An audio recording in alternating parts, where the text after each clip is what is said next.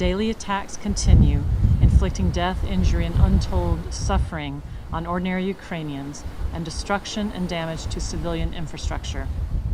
Near the front line, people live life on the edge. They face constant shelling and impossible choices. Flee in perilous conditions, leaving everything they have, perhaps for the second or third time, or stay and risk injury or death. This is no idle concern. Dozens of civilians have been killed in recent attacks in the regions of Zaporizhia, Donetsk, Kharkiv, Kherson, joining the thousands whose lives have already been claimed by this brutal war. And as the use of long-range weapons has steadily increased since July, so has the civilian toll. November saw a particularly deadly increase. Last month, long-range weapons killed 65 civilians and injured 372 across 11 regions of Ukraine, double the number of October. Madam President, as temperatures start to drop as low as minus 20 degrees Celsius in some places, our concerns for civilians intensifies, particularly in light of widespread damage to critical infrastructure. Since March this year, Russian armed forces have conducted repeated, large-scale, coordinated attacks against Ukraine's energy infrastructure.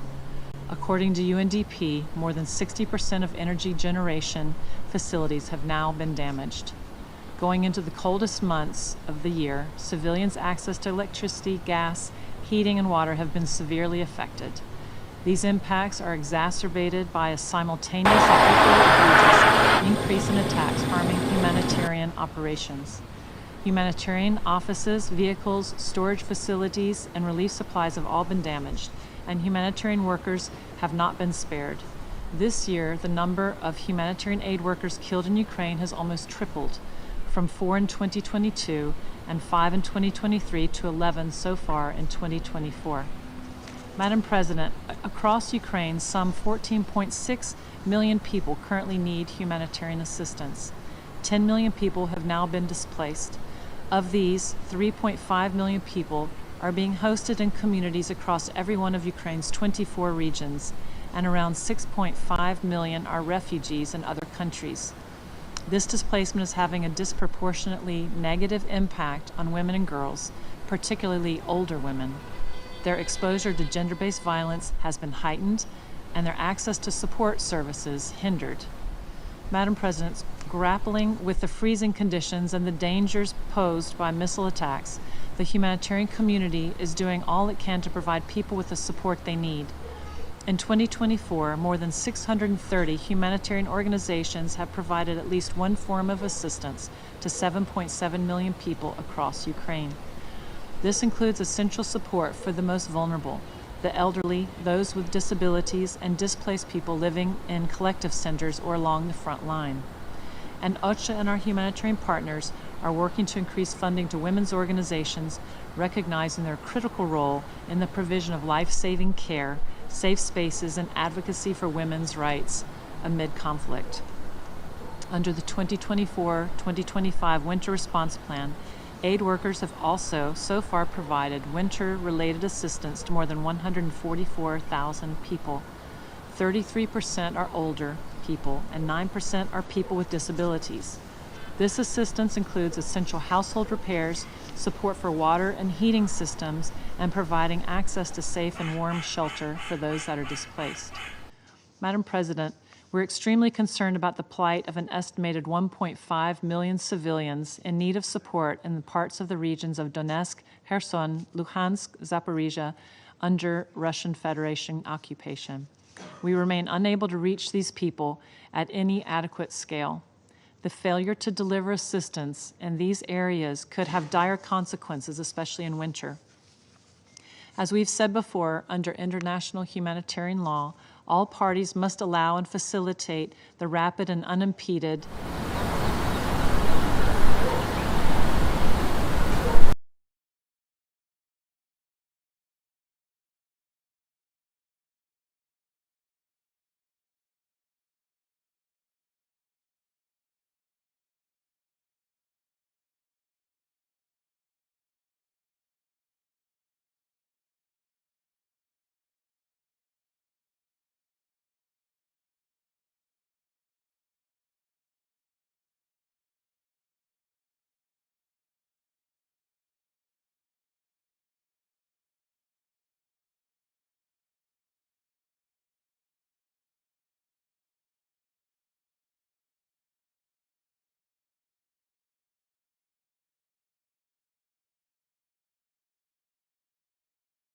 Humanitarian operations in an increasingly complex and dangerous environment, we urgently need donors to increase and accelerate flexible funding response going into 2025. And 3, as long as this intolerable war persists, civilians will continue to suffer the severe consequences. What Ukraine and its people need is an end to this devastating war. I thank Ms. Dalton for her statement.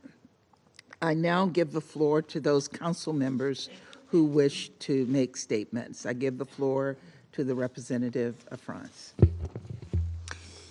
Madam President, I wish to thank first of all Lisa Doughton from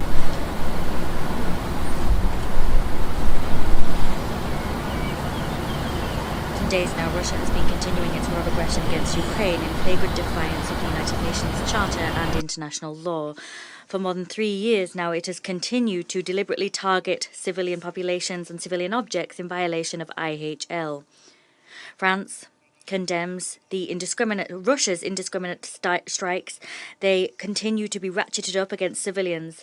That was again the case on the 10th of December in Zaporizhia, and we saw strikes against energy infrastructure of Ukraine. More than half of the Ukrainian electricity generation capacity has today been destroyed or damaged. That has forced the Ukrainian people to face a third bitter winter in the cold.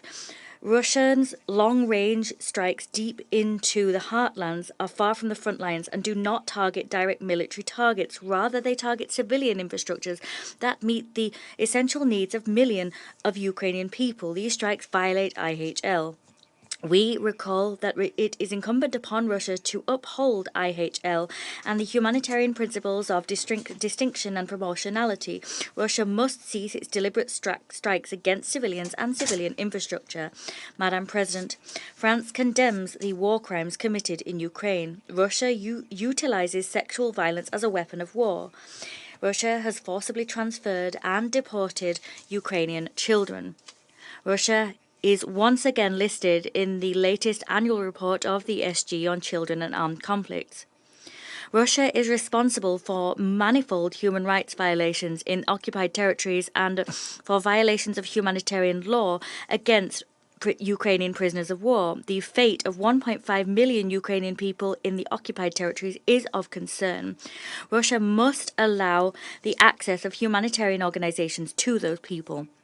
Madam President, since the first day of the Russian war of aggression, France has supported Ukraine and its neighbouring countries against the humanitarian consequences of the conflict. France has mobilized more than 400 million euros in order to meet emergency humanitarian needs and guarantee the restoration of essential infrastructure. We remain determined to continue to help Ukraine as intensely and for as long as is necessary, so that Ukraine is able to exercise its right to self-defense and to ensure that Russia's war of aggression is brought down once and for all. France remains committed to upholding IHL and international human rights law. France hails the conclusion of Ukraine's ratification process of the ICC's Rome Statute. France reaffirms its support for the ICC as well as for the Ukrainian courts in order to guarantee that those responsible for crimes committed by Russia in Ukraine are held accountable. Respecting these rights is an integral part of a comprehensive, just and lasting peace in accordance with the resolutions adopted by the UN General Assembly. I thank you. The representative of France for their statement. I now give the floor to the representative of Ecuador. Gracias. Thank you, Madam President. I wish to thank Ms. Doughton for her briefing.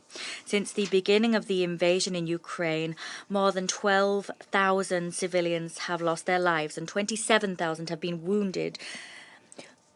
Hundreds of thousands of combatants have died, almost 4 million people remained internally displaced, and over 6.8 million have fled from Ukraine. In the Russian region of Kursk, 130,000 civilians have had to be evacuated as a result of hostilities, and many have lost their lives. 40% of the Ukrainian population depends on humanitarian assistance, and 55% of that number is women and girls. Many of these people are at risk of gender-based violence and exploitation. More than 60% of Ukraine's electrical generation facilities have been damaged, and that has left millions of people unable to access electricity or heating in the midst of a bitter winter. Children have been the most vulnerable victims of this conflict. The psychological impact of living under constant shelling, in addition to displacement and the loss of loved ones, defies comprehension. The establishment of psychosocial support programs, as well as the strengthening of child protection networks and the full participation of women, must be central pillars of all post-conflict recovery initiatives.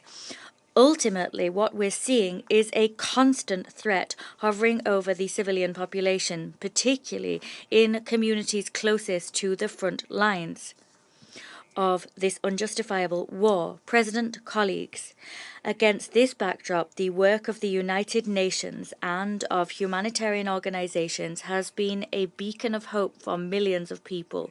I expressed Ecuador's deep thanks to all humanitarian personnel working in Ukraine, and I reiterate our appeal for the implementation of Resolution 2730, as well as of all resolutions pertaining to the protection of humanitarian personnel.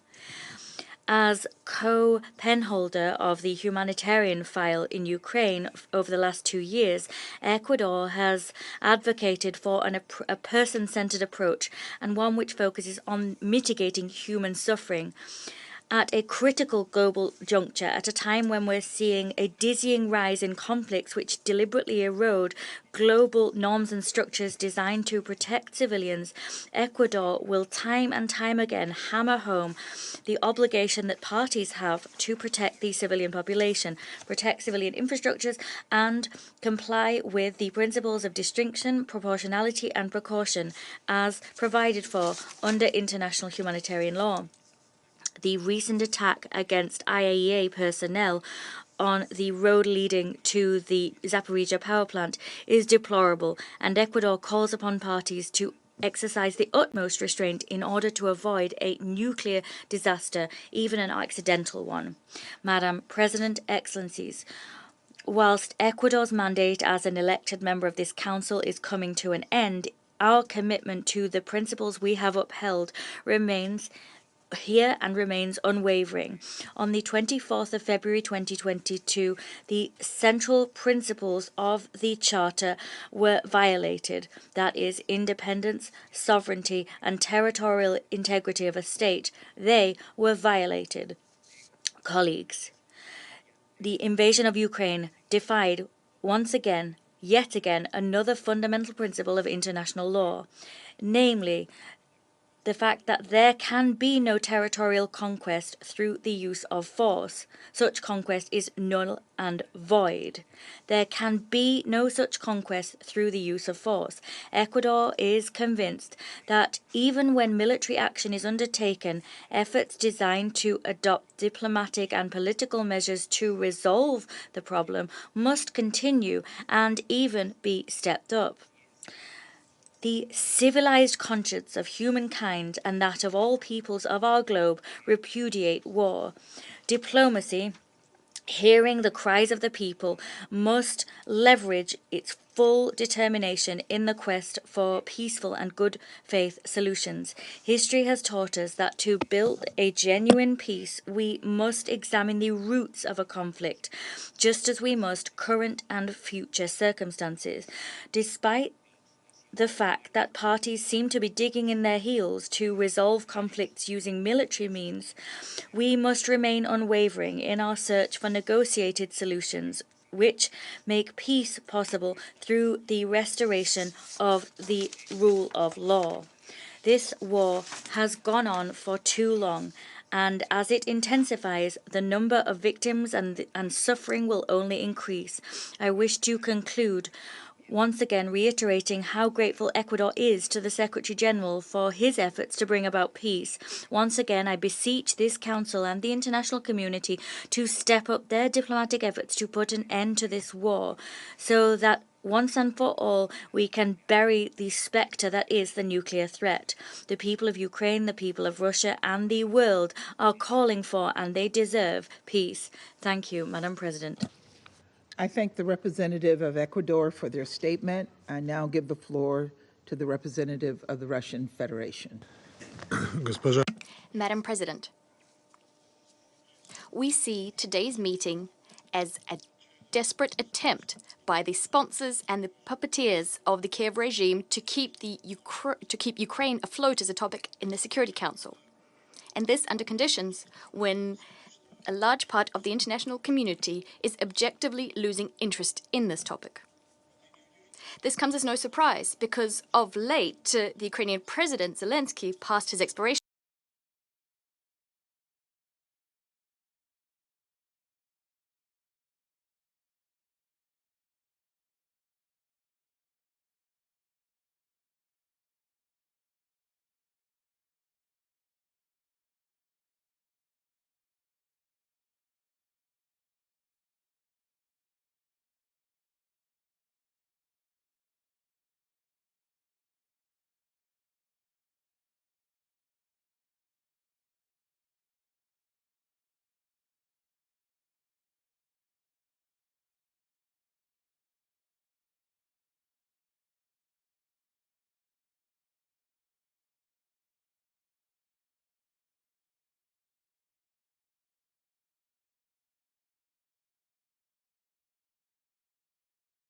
get a new license to rule, nor are they explained by the fact that they're receiving signals about an inevitable decrease in military support. They are explained by the fact that there might be an audit conducted of the US money that's already been spent on Ukraine.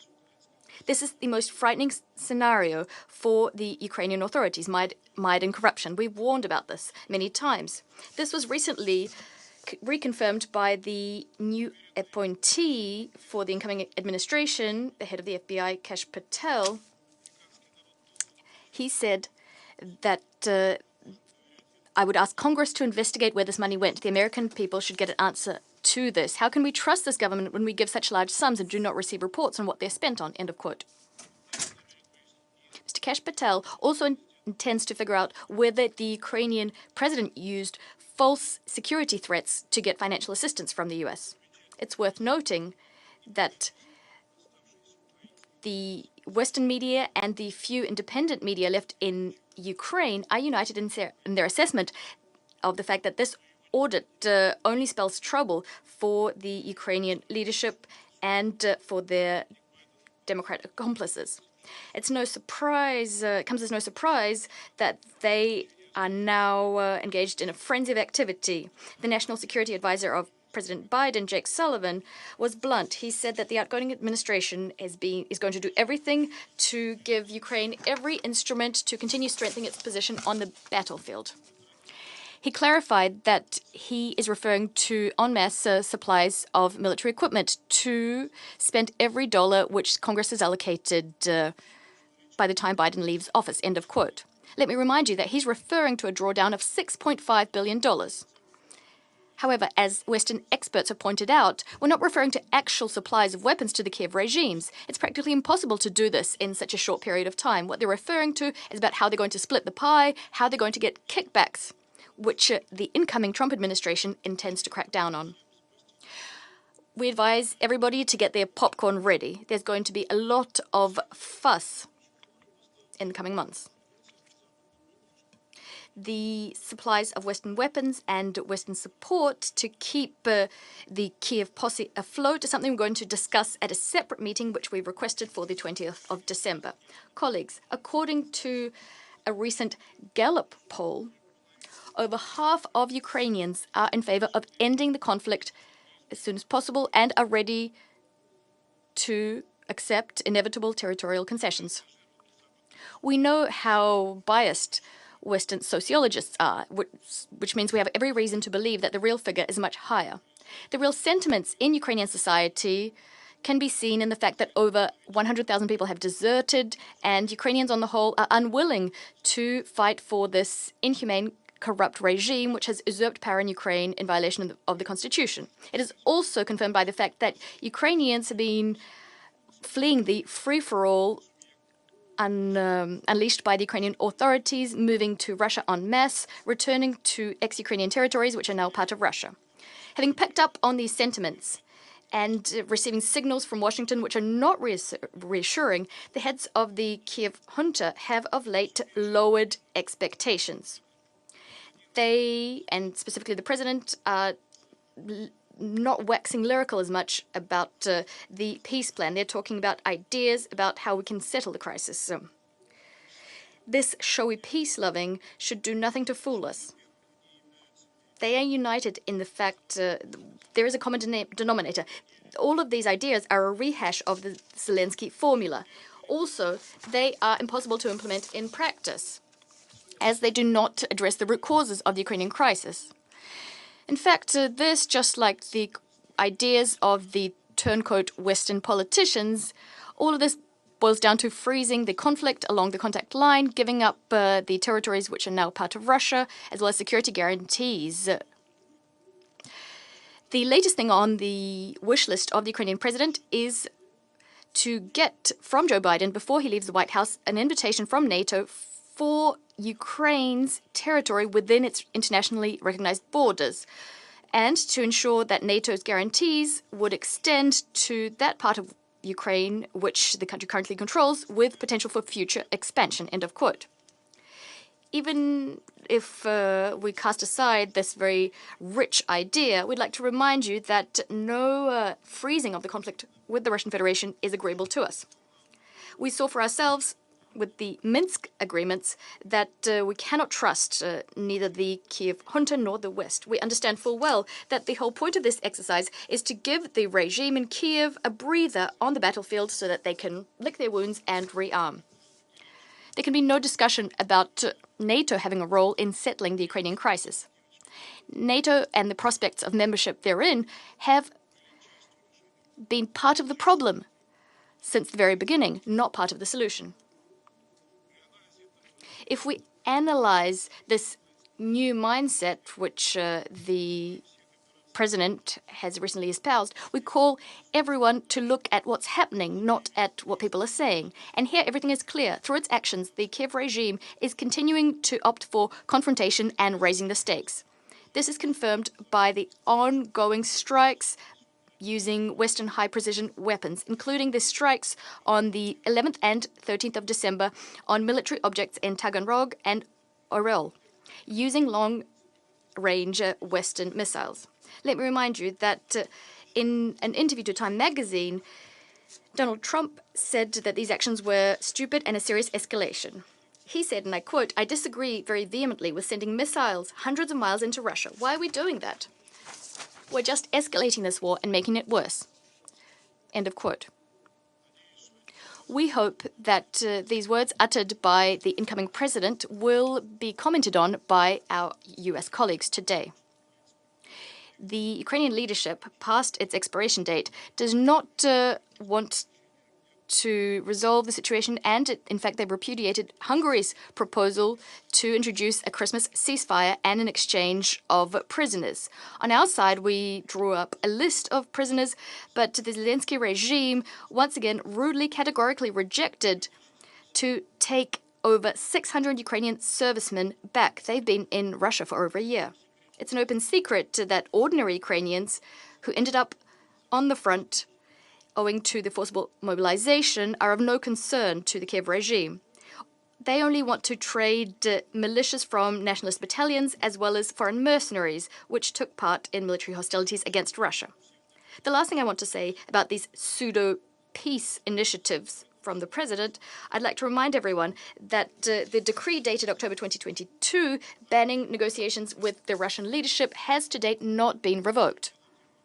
So draw your own conclusions as to whether Ukraine's statements and calls are genuine.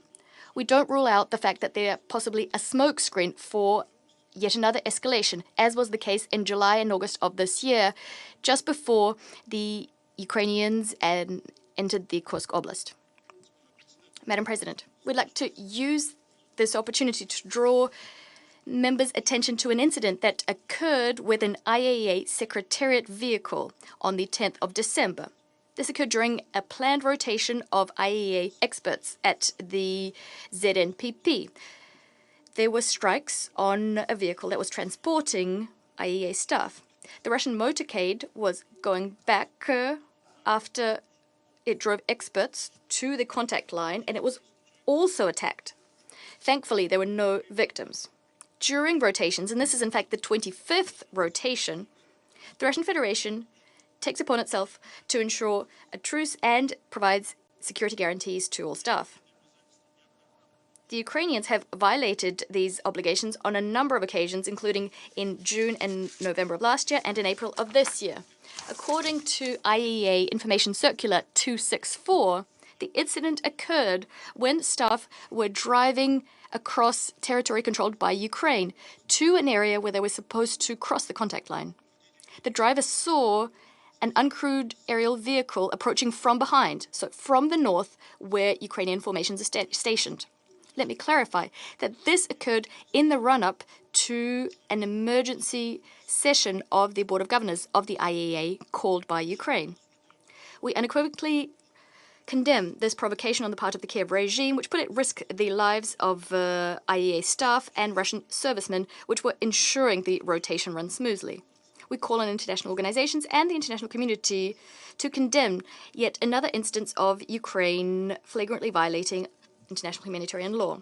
Madam President, I must also comment, by way of conclusion, an incident on the 10th of December 2024 when the Solomensk court of the city of Kiev issued a sentence vis-à-vis a Ukrainian human rights defender, Ms. Elena Berezhnaya.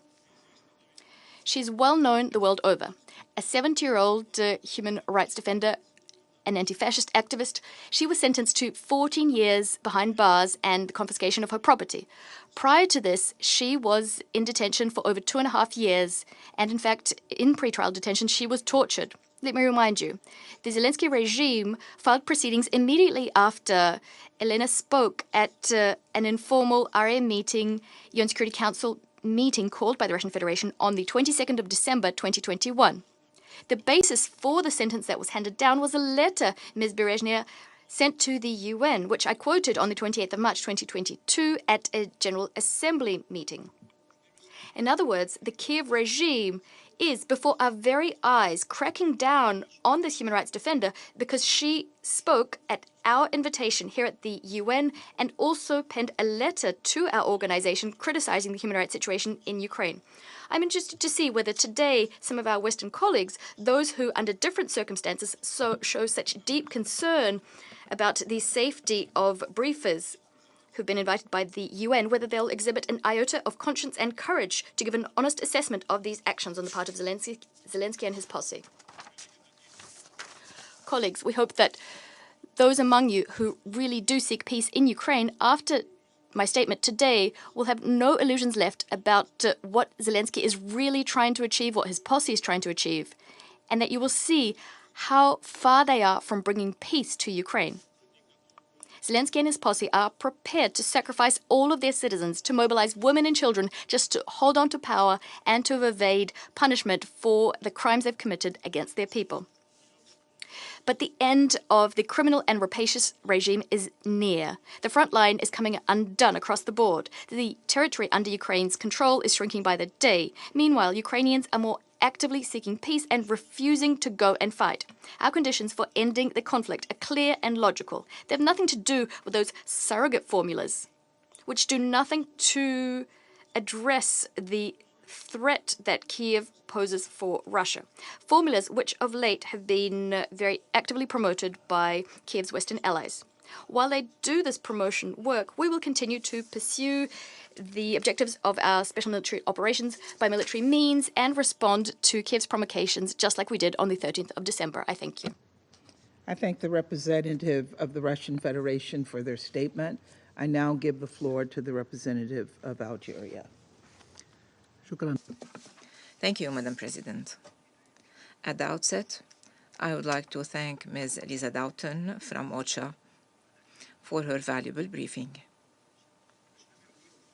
As we meet today The conflict in Ukraine continues unabated, and it continues to claim innocent lives of civilians in a protracted war, with numerous consequences on Ukraine and Russia. Meanwhile, there are no prospects for a peaceful settlement between the two parties. Reports abound about the heavy losses in lives, property, and infrastructure, including energy infrastructure. The targeting of energy infrastructure is causing enormous damage, especially during the extremely harsh winter. This creates conditions that are impossible to endure, especially by women and children. This targeting also disrupts vital facilities, such as health and educational institutions, supply chains, and others, further exacerbating the impact on civilians. What is even worse is that this war still answers the logic of confrontation, escalation, and polarization. The two parties are still looking for means to strengthen their military capabilities in an attempt to achieve a better position in a war which, like other wars, will have no winner. Madam President, Algeria has been calling and continues to call for sobriety, pause, and self-restraint, and to giving the utmost priority to the life and safety of civilians. It calls upon both parties to strictly abide by the rules of international law, including international humanitarian law, which both prohibit the targeting of civilians and civilian infrastructure. Algeria has also been calling for de-escalation and for favoring dialogue, inclusive and constructive dialogue, in view of achieving a lasting and just peace. Algeria reaffirms its firm belief that the solution will not happen through the force of weapons, but through negotiations and the ability of both parties to overcome their differences and to find a peaceful settlement that would put an end to the war. In this context, we reiterate our call to both parties to give a chance to diplomacy, to engage in a constructive, inclusive negotiation that aims at immediately putting an end to hostile operations and finding a just and lasting solution based on the principles and purposes of the United Nations Charter, in the primacy of which we all believe, while taking into account the legitimate security concerns of both parties. We also call upon the international community to multiply their diplomatic efforts, aiming at creating a conducive environment for negotiations away from polarization and narrow geopolitical considerations. In conclusion, Algeria reaffirms its unwavering commitment to support all international efforts aiming at finding a peaceful political settlement accepted by both parties to put an end to this war and to return the whole region to safety. Thank you, Madam President. I thank the representative of Algeria for their statement. I now give the floor to the Republic of Korea. Thank you, Madam President. I extend my gratitude to Director Doughton for the timely briefing. We also welcome the participation of Permanent Representative of Ukraine in today's meeting. President, Ukrainians once again are enduring harsh winter conditions brought on by Russia's merciless attacks. Targeting critical infrastructure has been Russia's main tactic throughout this unjustifiable war. The fact that Russia does not spare residential areas, health and education facilities, or cultural sites clearly demonstrates the immoral and illegal nature of this war. Russia has been increasingly relying on North Korean munitions and troops in the war, and we are carefully watching recent news reports that about 30 North Korean troops were killed or wounded in the Kursk region. Against this troubling backdrop, I'd like to make the following points. First, we condemn Russia's widespread, systematic, and disproportionate attacks against the energy infrastructure, which aggravate the humanitarian situation in Ukraine by significantly marring electricity generation and transmission capacity. We are appalled by the massive aerial attack by Russia last Friday against energy facilities across Ukraine, which involved about 90 missiles, including one from North Korea, and over 200 drones. This is part of Russia's escalated strike campaign targeting energy infrastructure that picked up pace last March. Indeed, according to UNHCR, Ukraine has lost about 65% of its power generation capacity. This is enough to supply electricity to more than 20 million people in the most advanced countries.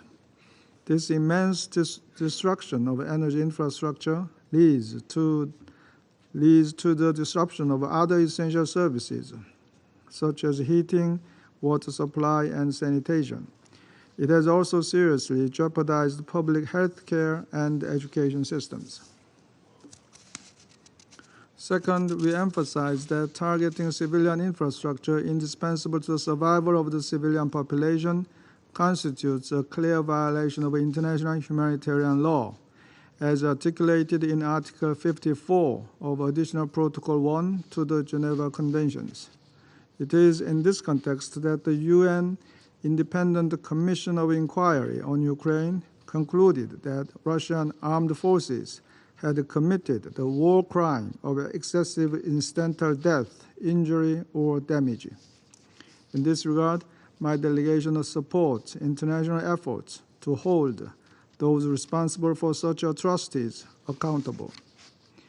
Third, we are deeply worried about risks to the stable operation of nuclear power plants, as Russia has recently stepped up its attacks against substations and transmission facilities directly connected to nuclear power plants in Ukraine.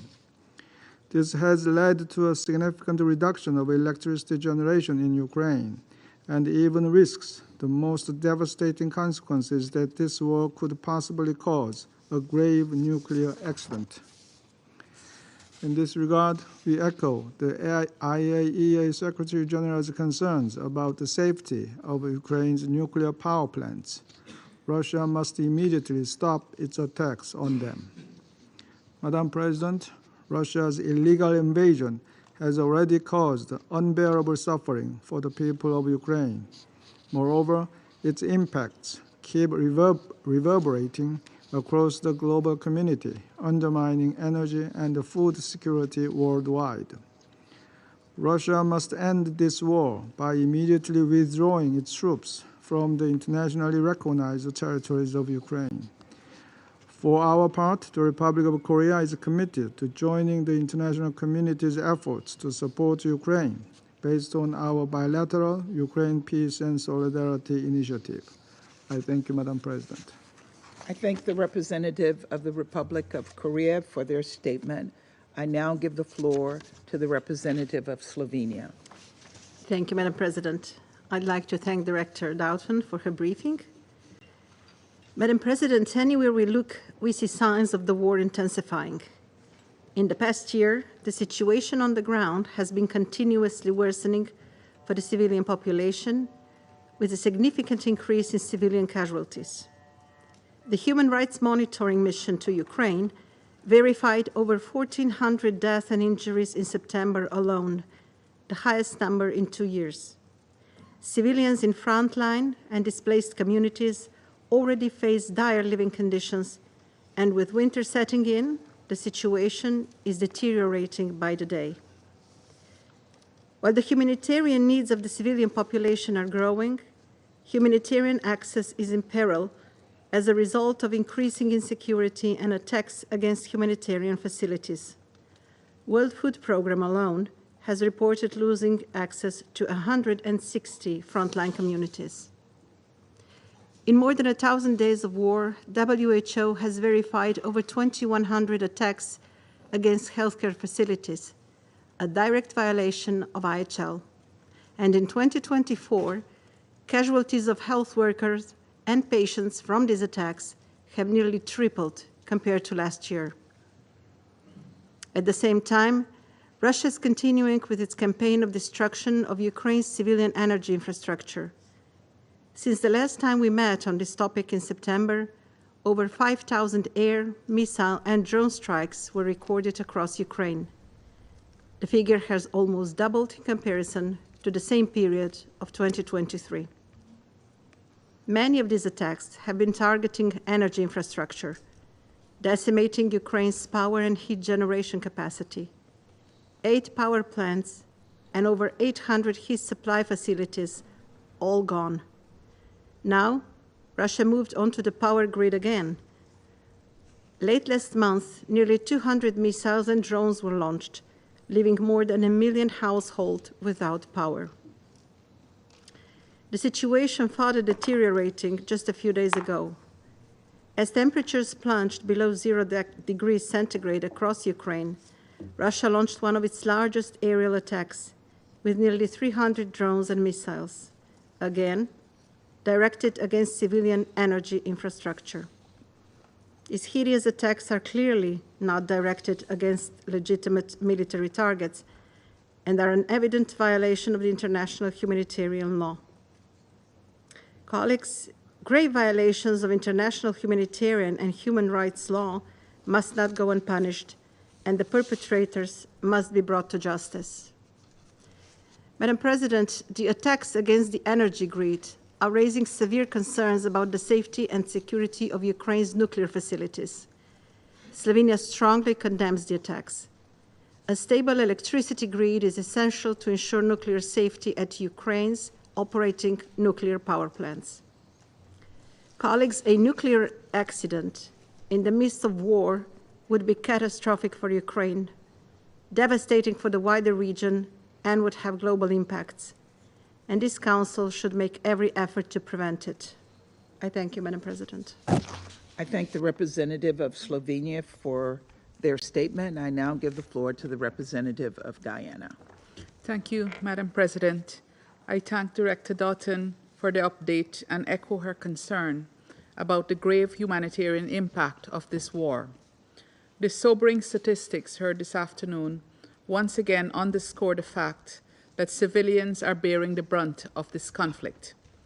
Despite repeated calls by the international community for full adherence to international humanitarian law and the principles of distinction, precaution, and proportionality, civilians continued to be harmed in indiscriminate attacks and civilian infrastructure destroyed.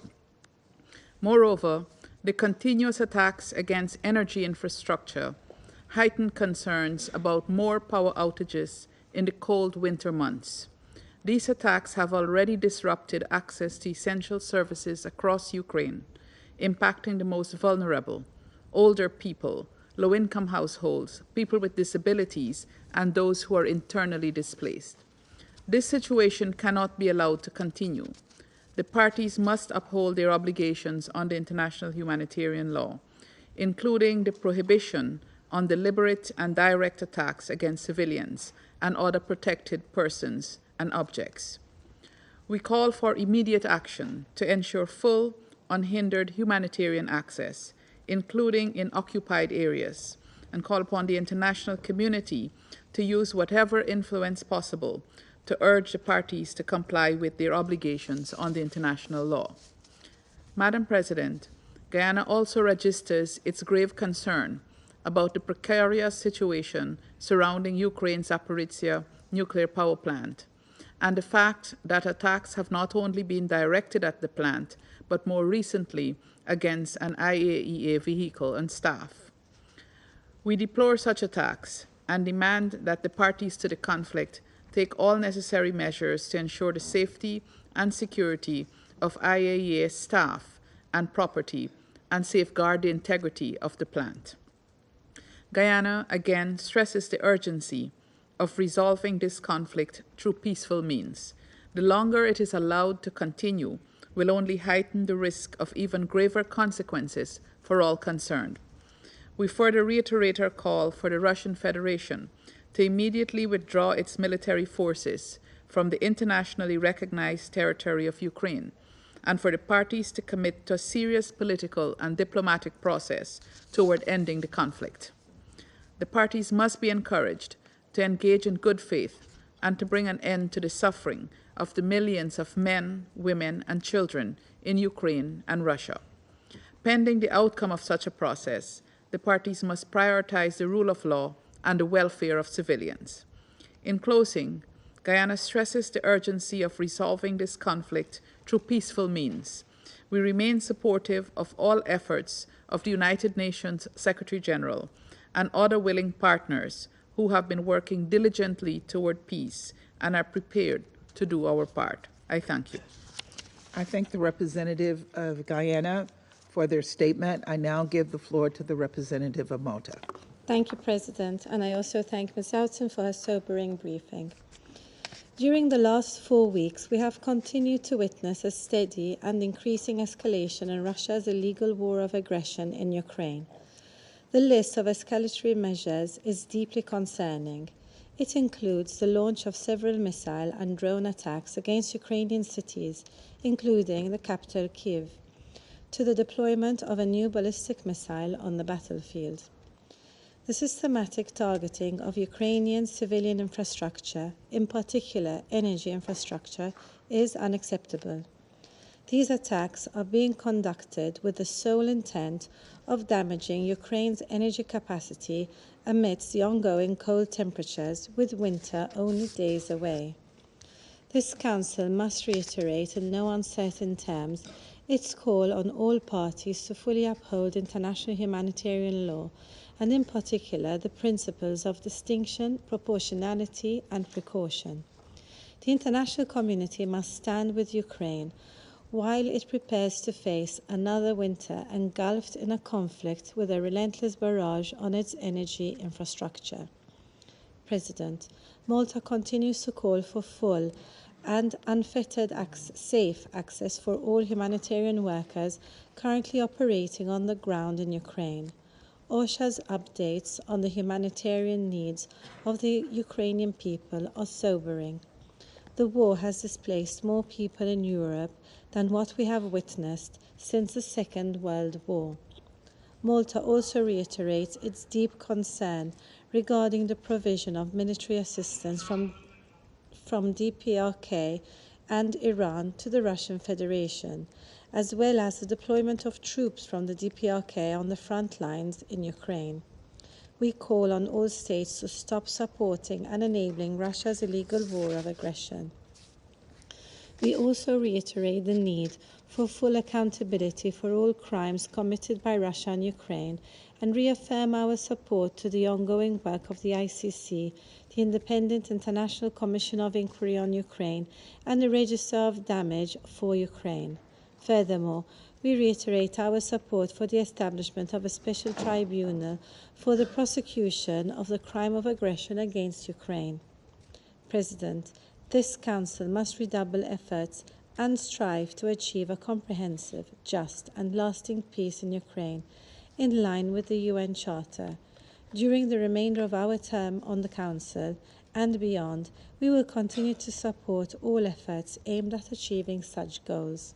Until then, Ukraine has the right to defend itself under Article 51 of the UN Charter. We once again call on the Russian Federation to immediately end the war it started and to withdraw all its troops and military equipment from the entire territory of Ukraine within its internationally recognized borders. I thank you. I thank the representative of Malta for their statement. I now give the floor to the representative of China. President, I thank Director Dalton for her briefing. As the crisis in Ukraine drags on, ordinary people have suffered immensely. In conflict areas, many large-scale infrastructures have been damaged. Food, daily necessities, and other daily necessities are severely lacking. And basic public services such as water, electricity, and heating are difficult to guarantee. According to the statistics from OCHA, as a result of the war, more than 14.6 million people in Ukraine are in urgent need of humanitarian assistance, and 3.5 million have been displaced. less than half of the 2024 humanitarian appeal for Ukraine has been fulfilled. As another winter approaches, people are struggling to survive the war and the severe cold, and the humanitarian situation is very worrying. China once again calls on the parties to the conflict to exercise calm and restraint, strictly observe international humanitarian law, and refrain from attacking civilians and civilian infrastructure. We call on the international community and humanitarian organizations to set up their humanitarian assistance based on the principle of humanity, neutrality, impartiality, and independence, so as to ensure the basic livelihoods of displaced persons and that the people in conflict zones can live in peace and warmth during the winter. Recently, the IAEA safety and security team stationed at the Zaporizhzhia nuclear power plant was attacked by a drone during rotation, to which China expresses serious concern. We appreciate Director General Grossi's 7 pillars on the safety and security of nuclear facilities and the 5 principles for the safety of the ZNPP, and urge all parties not to take actions that endanger the safety of nuclear facilities and IAEA staff. President, there is no winner in conflict and war, and military means cannot bring lasting peace. An early ceasefire and a political solution are in the best interest of all parties and is the only feasible way to resolve the crisis. In view of the recent intensification of the war on the ground, I would like to reiterate China's adherence to the 3 principles of no spillover from the battlefield, no escalation of fighting, and no incitement of conflict. Currently, the international community's discussions surrounding the crisis in Ukraine are increasingly focusing on negotiations and moving closer to peace. Some peace ideas and plans have surfaced in the media, and recently both parties to conflict have released political signals towards negotiations. We call on both sides to meet each other halfway and start peace talks at an early date. We call on the international community to provide support and create a favorable condition to form synergy in promoting peace and negotiations, as well as de-escalation. China's position on the Ukrainian issue has been consistent, which is to promote peace, negotiations, and political settlement.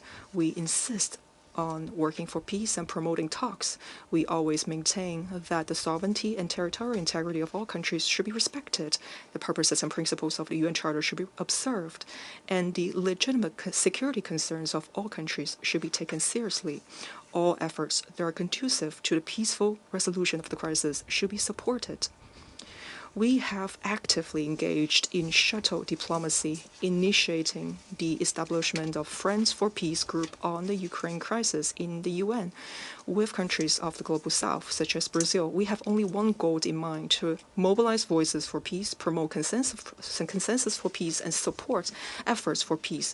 We hope that the dawn of peace will arrive soon, and that the people who have suffered so much from the war will soon return to a life of peace and tranquility. China will continue to make unremitting efforts together with the international community, including the global south, to achieve a political settlement of the crisis in Ukraine. I thank you. I thank the representative of China for their statement. I now give the floor to the representative of the United Kingdom. Thank you, President. I thank Ms. Doughton for her briefing, and I welcome the participation of Ukraine and other colleagues in this meeting.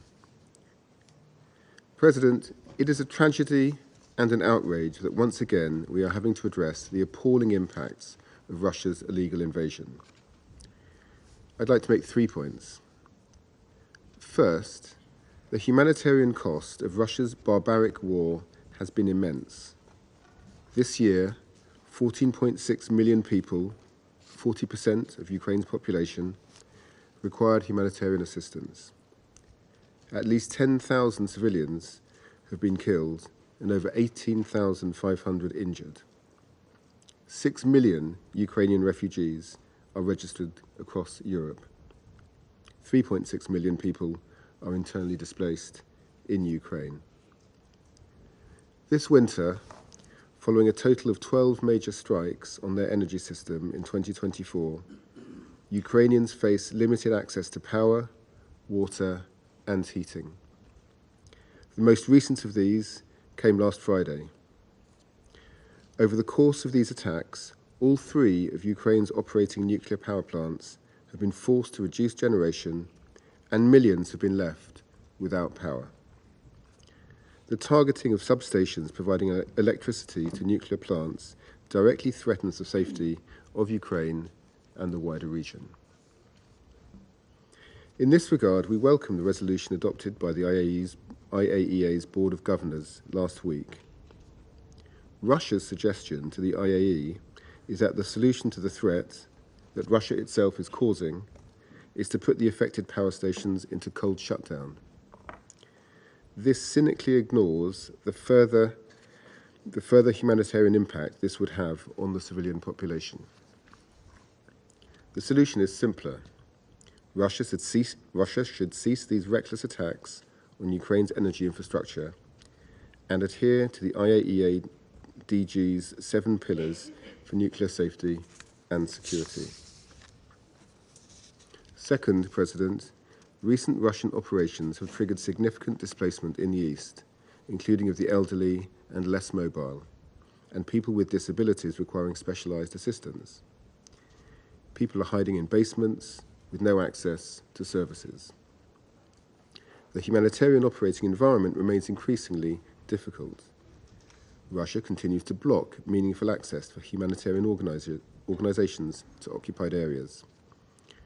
Over the past 2 months, the number of security incidents directly impacting aid delivery has significantly increased.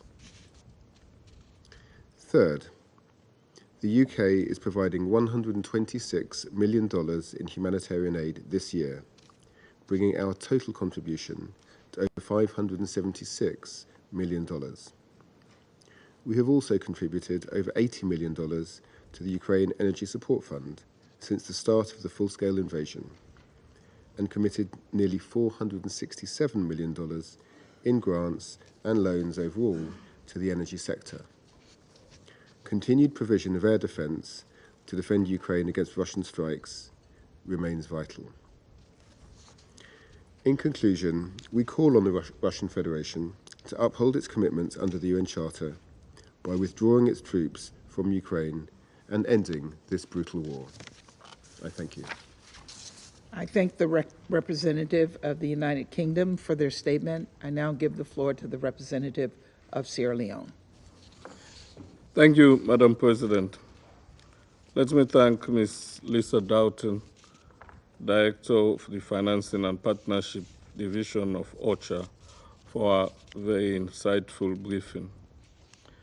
Nearly 3 years have passed since the onset of the conflict in Ukraine, and the heavy bombardments and airstrikes continue to cause civilian casualties and widespread destruction.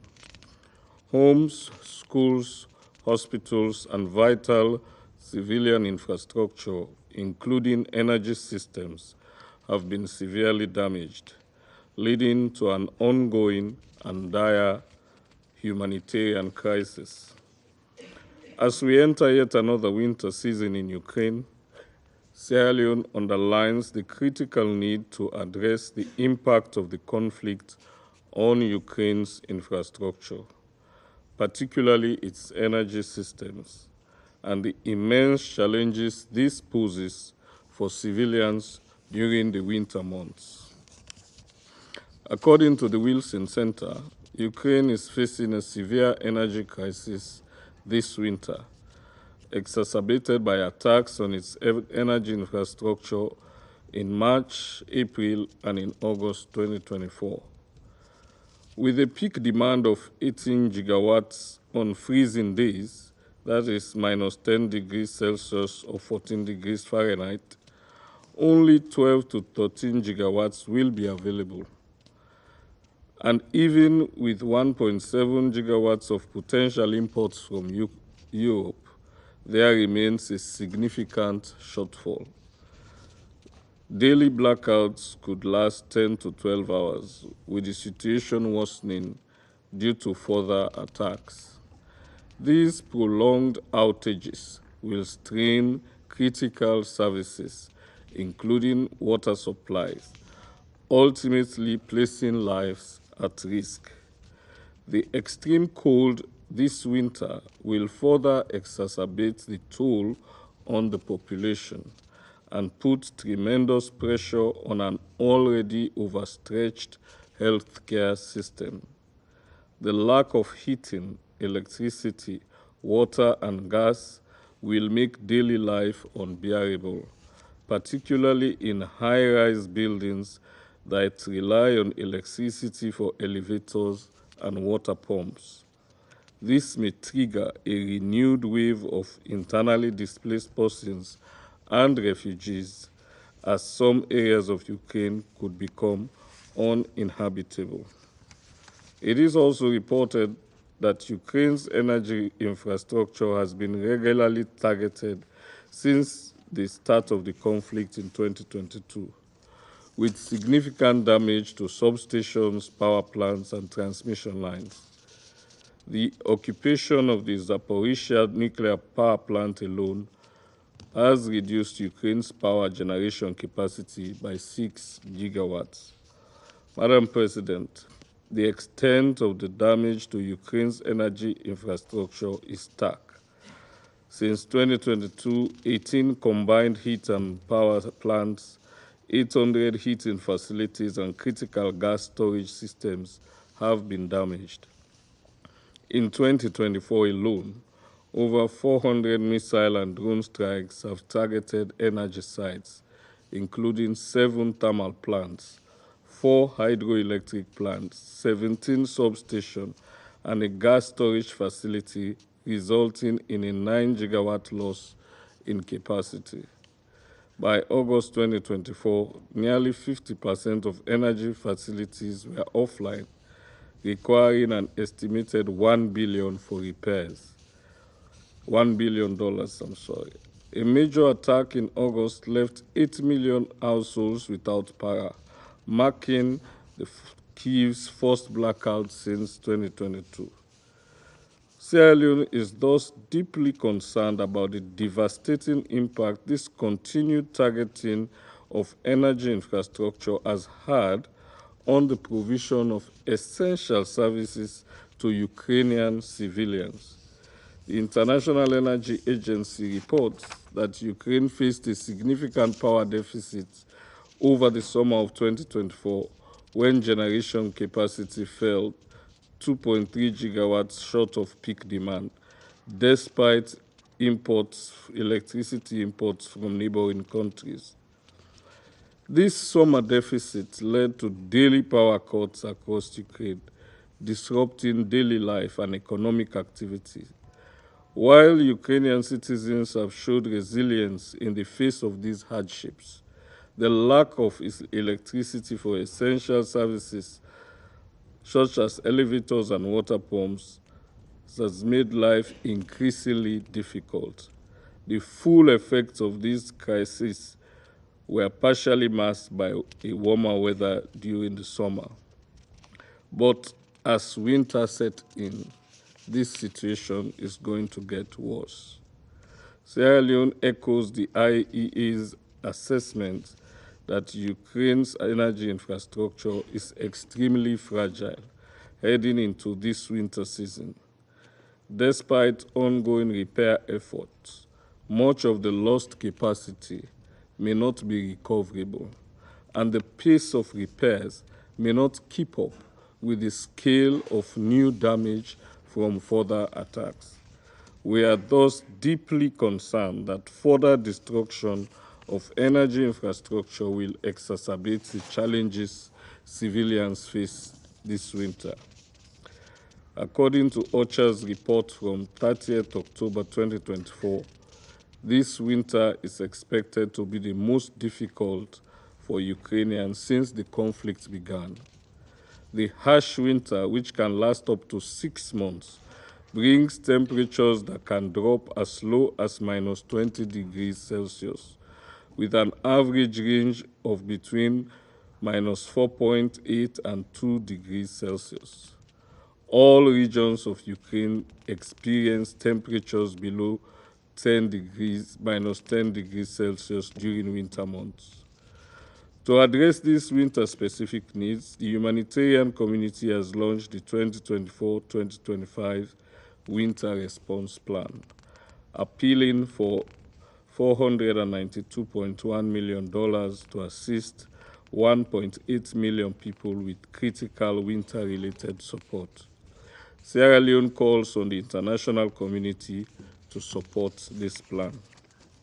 Madam President, in light of the devastating impact on civilians, we call on all parties to the conflict to adhere to their obligations under international law, including international humanitarian law, and to protect civilians and civilian infrastructure, particularly energy facilities.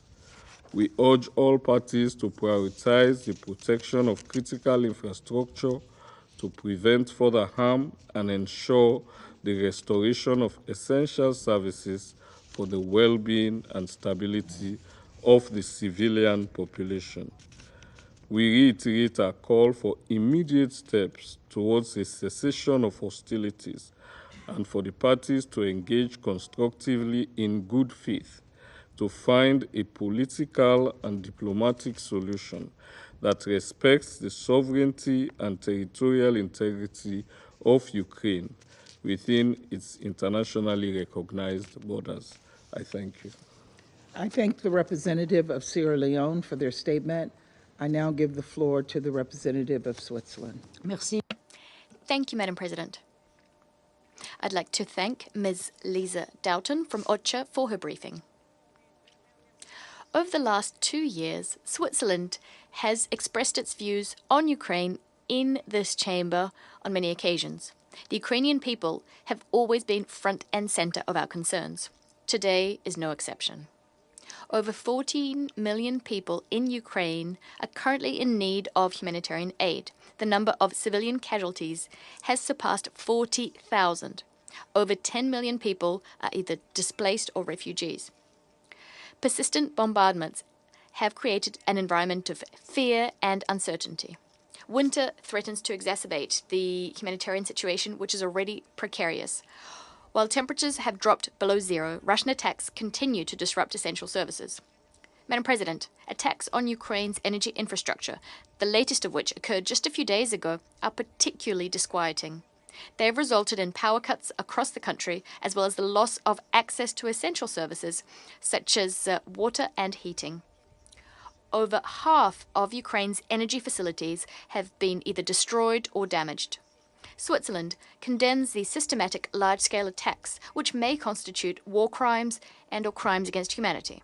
Allow me to highlight 3 priorities for my delegation. First, respect for international humanitarian law. The principles of distinction, precaution, and proportionality must be respected by all parties to the conflict at all times. Reports from the Human Rights Monitoring Mission and the Independent International Commission of Inquiry on Ukraine indicate that attacks on electricity infrastructure are likely to violate these fundamental principles. Switzerland calls on Russia to immediately cease these attacks. Accountability for all violations of international humanitarian and international human rights law must be ensured. On this note, we take note of the arrest warrants issued by the International Criminal Court and reiterate our support for the ICC. Second, addressing humanitarian needs. Months of systematic attacks on civilian infrastructure are threatening access to basic services, severely jeopardizing the supply of water and electricity. Power outages are disrupting daily life throughout the country, affecting millions of people and disproportionately hitting the most vulnerable, including the elderly, those with disabilities, and internally displaced persons. They are preventing people from accessing education and healthcare, as well as hampering communication. Switzerland is therefore stepping up its efforts to protect the most vulnerable in keeping with the UN's Winter Response Plan for Ukraine. Third, ensuring nuclear safety and security. Damage to Ukraine's energy infrastructure poses a serious risk to nuclear safety. The International Atomic Energy Agency, the IAEA, has emphasized the need for a stable electricity grid to ensure the safe operation of nuclear facilities. Switzerland urges all parties to fully respect international law as well as to adhere to the 7 pillars for nuclear safety and security, in addition to the 5 principles that we established here in this Council. We reiterate that the safety of all IAEA experts on mission is of the utmost importance. We therefore condemn the attack against them on the 10th of December 2024. Madam President, the repercussions of the war for the Ukrainian population will be felt for months, if not years. Switzerland applauds the tireless efforts of humanitarian actors, including the indispensable contribution made by Ukrainian organizations and volunteers who, often putting their lives in peril, continue to provide vital assistance to people in need. We'd like to pay tribute to over 50 humanitarian aid workers who have been killed or injured in Ukraine this year. We call for full, rapid, safe, and unfettered humanitarian access to all civilians in need, including close to the front line and in the occupied territories. The protection of humanitarian personnel is essential so as to ensure that aid reaches those who need it most. The protection of civilians remains a fundamental priority. We reiterate our call on Russia to end its military aggression and withdraw its troops from all Ukrainian territory. True to its commitment undertaken at the first Ukraine Peace Summit, which took place this summer, Switzerland will continue to support efforts to achieve a just and lasting peace in accordance with the UN Charter. Beyond our mandate here on the Council, the Ukrainian people will remain front and center of our concerns and our support. I thank you.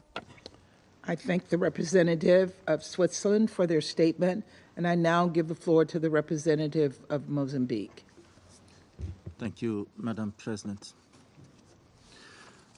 I wish to thank the United States for organizing this meeting and Ecuador and France for requesting the meeting. We extend our appreciation to Ms. Lisa Doughton, Director for Financing and Partnerships Division, OCHA, for her insights on this subject. We also welcome the permanent representative of Ukraine at this meeting. Madam President, the ongoing conflict in Ukraine continues to be a source of profound international concern. Its impact extends far beyond immediate military confrontations, manifesting in severe disruption to critical infrastructure, unprecedented geopolitical tensions, systematic violation of international humanitarian law, extensive humanitarian crisis, potential nuclear security risk,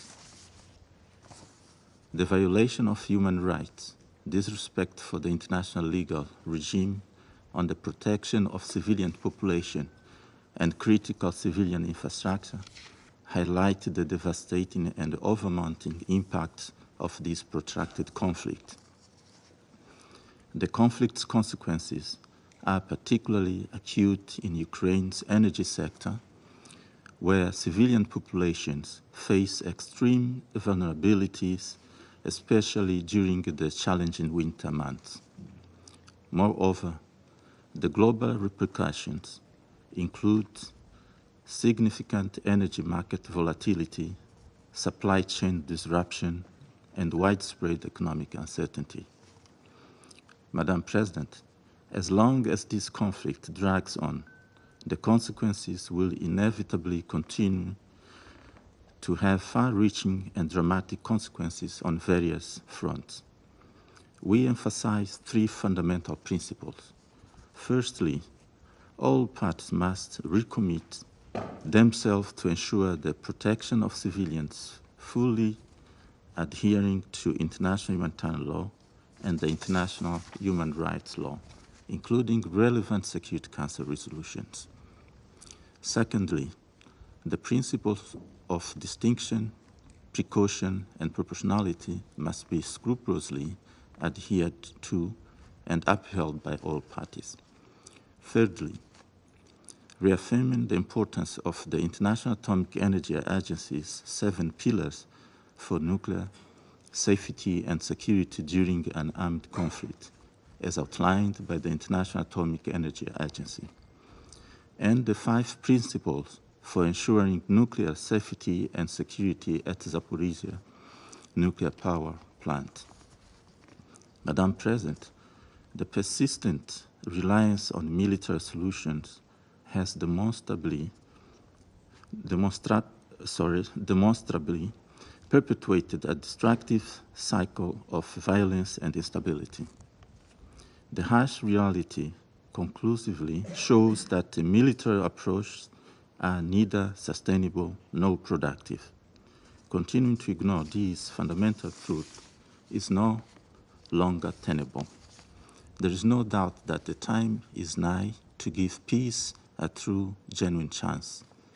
This means a resolute commitment to a political solution, prioritizing open dialogue over conflict, and working tirelessly to establish a lasting and just peace. It is against this backdrop that Mozambique, time and again, continues advocating for a political and negotiated solution as the only viable path forward to end this conflict and set the ground for lasting and sustainable peace between the two neighboring countries. In this context, we urgently call for immediate cessation of hostilities, immediate return to direct and meaningful negotiation, prioritizing saving lives and dignity over continued conflict. Finally, the moment has unequivocally arrived to provide peace a genuine opportunity.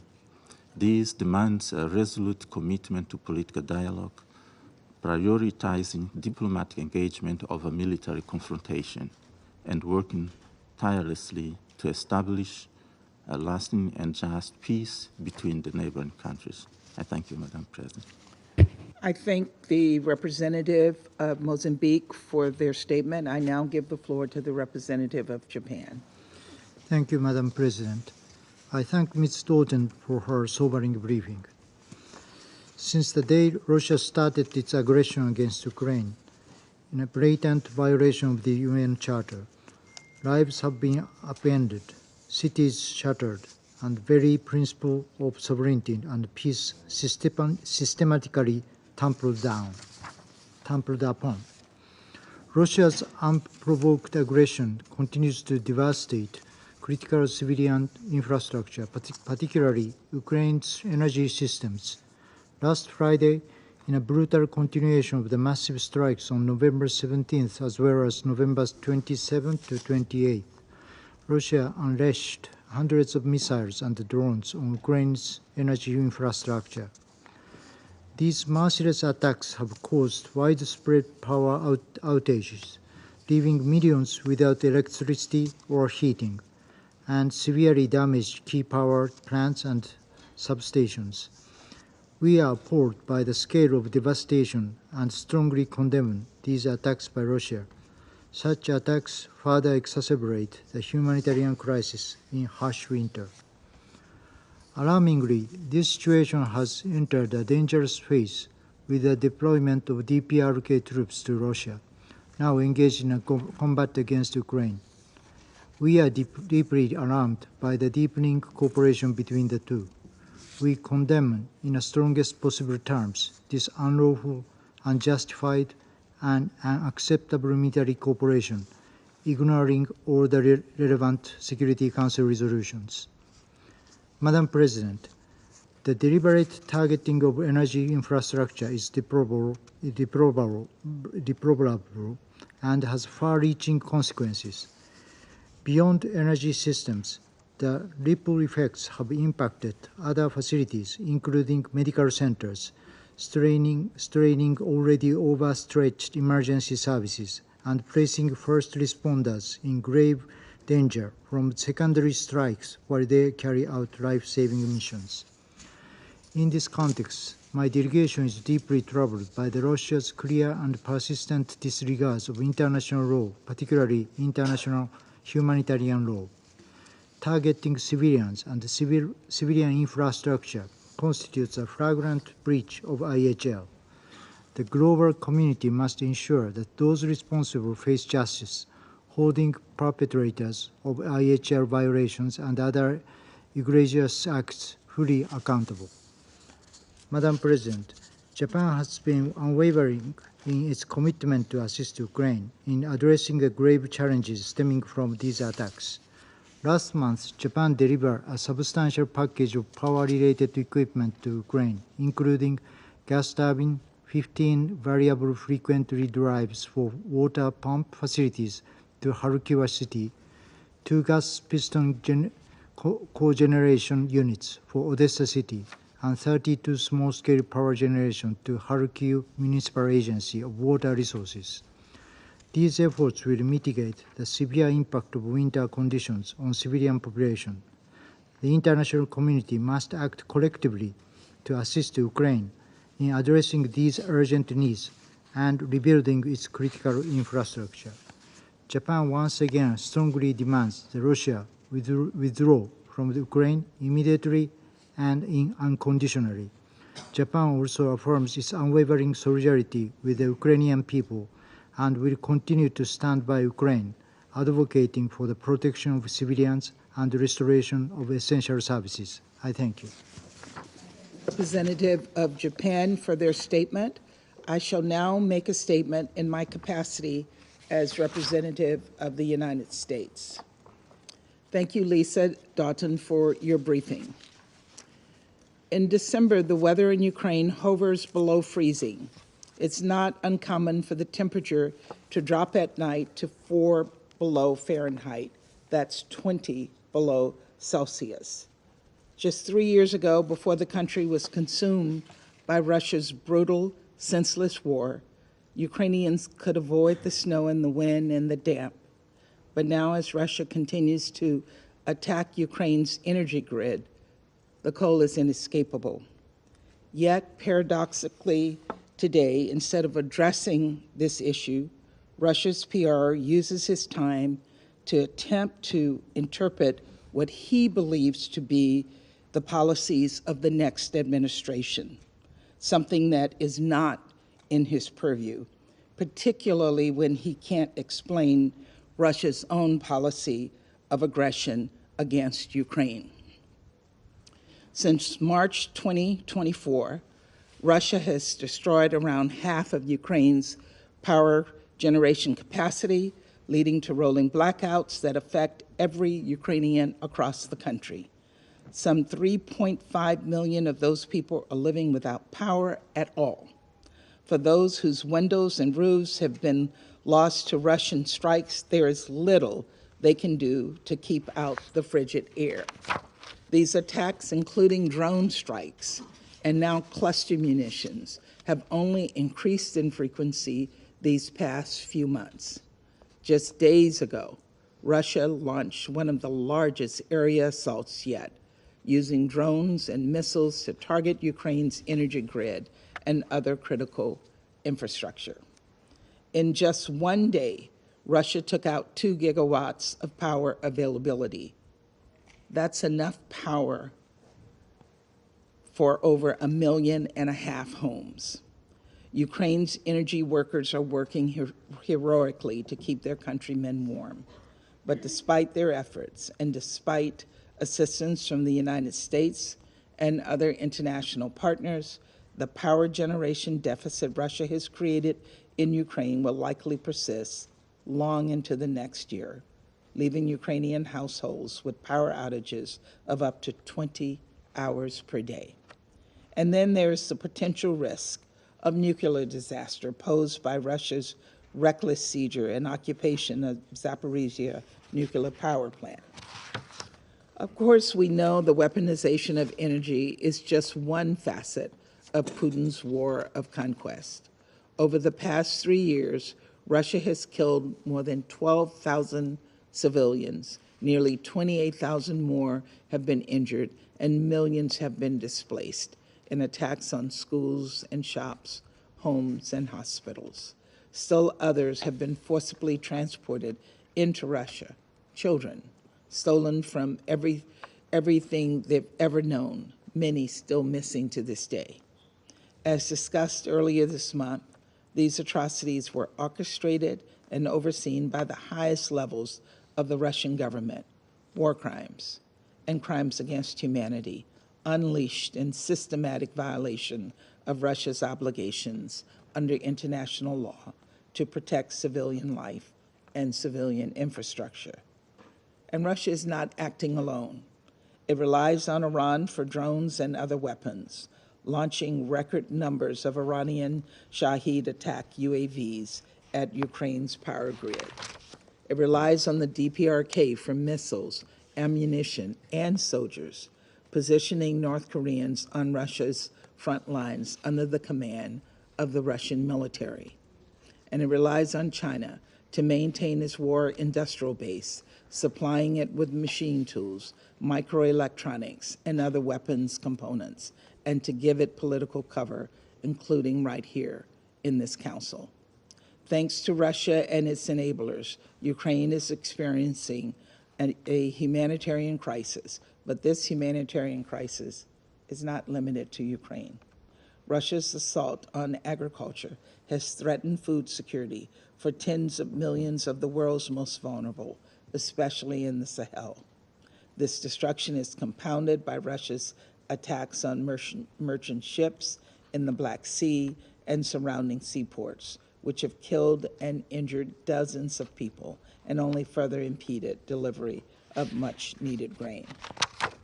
Innocent Ukrainians, innocent people all across the world are paying the price for this war of conquest. They didn't ask for this war, and they cannot stop it. The one who can is Putin. Putin can at any time end the conflict that has not only killed Ukrainians, but hundreds of thousands of Russians too. Soldiers who could have been home with their families, but instead were tossed into a senseless conflict. It goes without saying, Russia must withdraw its forces from the sovereign territory of Ukraine. And Russia must pay for the damage it has caused in Ukraine through its violations of international law, including international humanitarian law and the UN Charter. Colleagues, I'm not naive. Years of these demands have yet to change Putin's behavior. This is someone who pays no heed to the legal obligations to which his country is bound. This is someone who doesn't care about the human cost of this war, who doesn't care about people freezing or hungry, who doesn't care about the hundreds of thousands of casualties his own people have suffered. And this is someone who has escaped accountability, whose imperial ambition continue despite his abject failure to conquer Ukraine or overthrow its democratically elected government. But I know that while justice in this case may be deferred, it will not be denied. Nations worldwide that value the principles of sovereignty and territorial integrity, that value justice, that value human lives, stand with Ukraine for a just and lasting peace. And when, not if, but when, Ukraine achieves that just and lasting peace, Russia will need to answer for its unlawful actions. Colleagues, winter has arrived in Ukraine. Its people are bracing for the dark, cold months ahead. But let us be inspired by their resolve, by their willingness to defend their homes, their freedoms, their very identities, even in the most dire of circumstances, and maintain our resolve too. Let us continue to demand Russia end the killing and end the war, and let us stop at nothing to ensure accountability of those who wage it. Thank you. I resume my function as President of the Council. The representative of China has asked for the floor to make a further statement, and I give them the floor. President, you just spoke as the representative of the United States. I would like to briefly respond to that statement. The U.S. has accused China, and this is not in line with the facts. We cannot accept that. The fact is this. The supplier of weapons to the battlefield, trying to prolong the conflict, is the United States itself, not China. China is not a party to the creation of the Ukraine crisis. It's not a party to the conflict itself. Since the outbreak of the conflict, what we have been doing is to call for peace, work for peace, to promote peace talks, I would like to urge the United States to work together with China and the broader international community to end the war as soon as possible in order to pursue a political settlement of the conflict. President, before I conclude, I would like to remind you, respectively, as the U.S. representative, you need to pay attention to the fact that on the Ukrainian issue, the situation has evolved. The U.S. statement should also be updated in line with the changing situation. Thank you very much.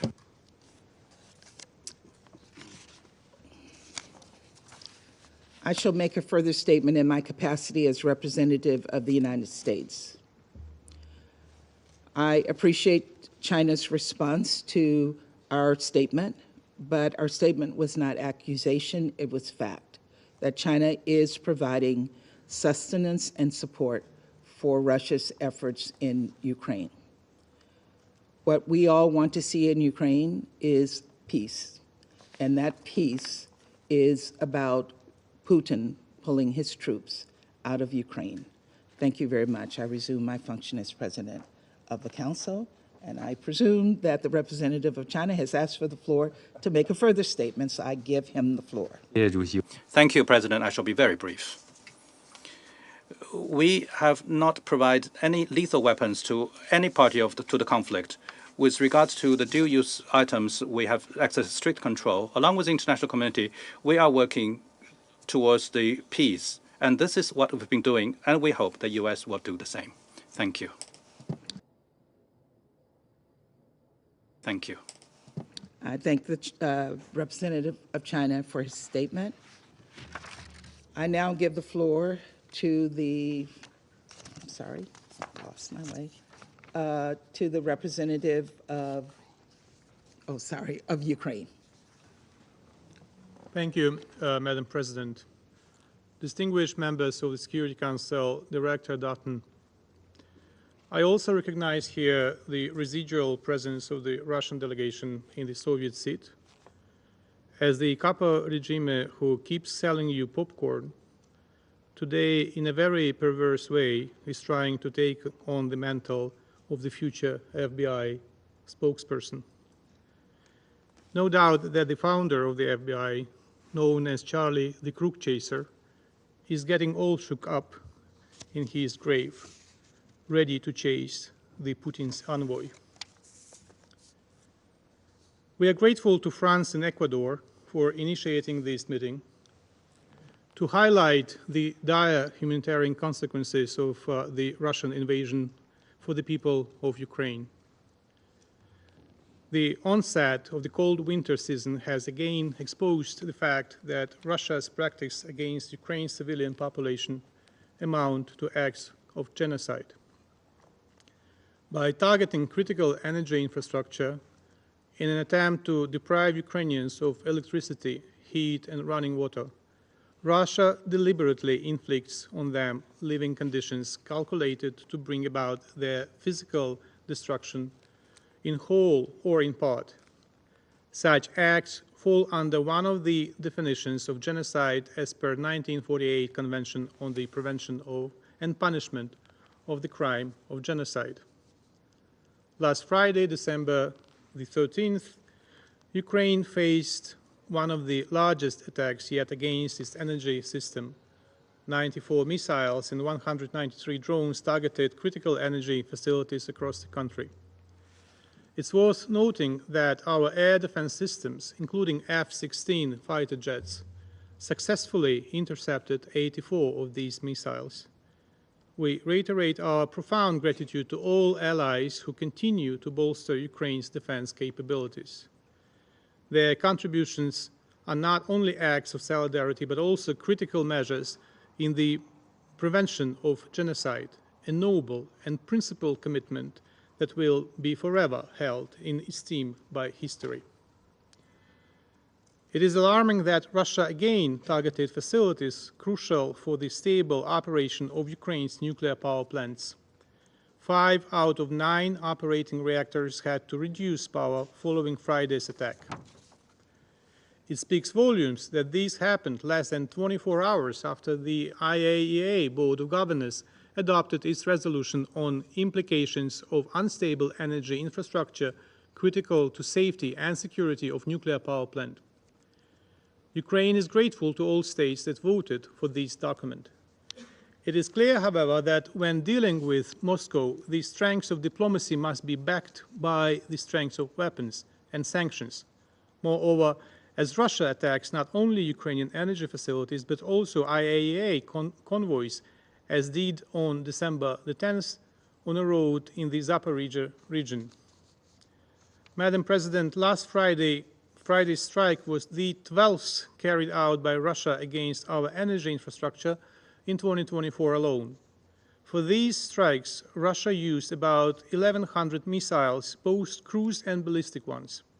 I reiterate, this is the number of missiles launched against energy facilities only.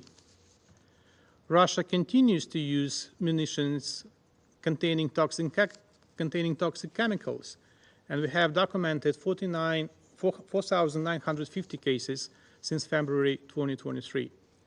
More than 2,000 Ukrainian servicemen suffered from chemical poisoning. Today, the Security Service of Ukraine issued a notice of charges against Russian Lieutenant General Kirillov, who ordered the use of chemical weapons against Ukraine servicemen.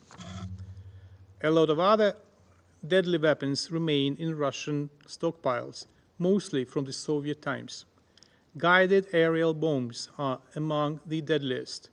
In just 1 week, Russia launched almost 500 guided aerial bombs on Ukrainian positions as well as residential areas of Ukrainian cities.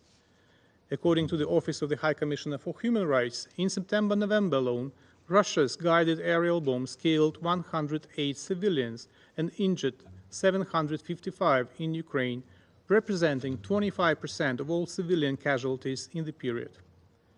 Modifications of these weapons have extended their range, exposing cities at a distance of several dozen kilometers from the front line to unprecedented threats. Last week, the city of Zaporizhzhia sustained 2 terrorist attacks by Russia. On December the 6th, a guided aerial bomb killed 11 local residents. 8 victims burned to death in their cars following the explosion, including 14-year-old Tanya and 11-year-old Katya. 24 civilians were injured, among them 3 children.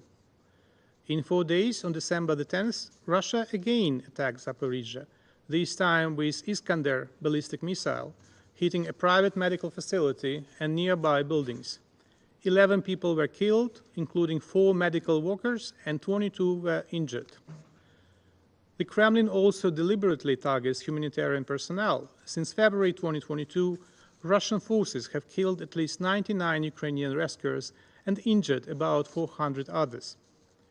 The deliberate targeting of civilians, children, and first responders is a war crime, which underscores the need for the international community to hold Russia accountable and to intensify efforts to protect Ukraine's most vulnerable populations.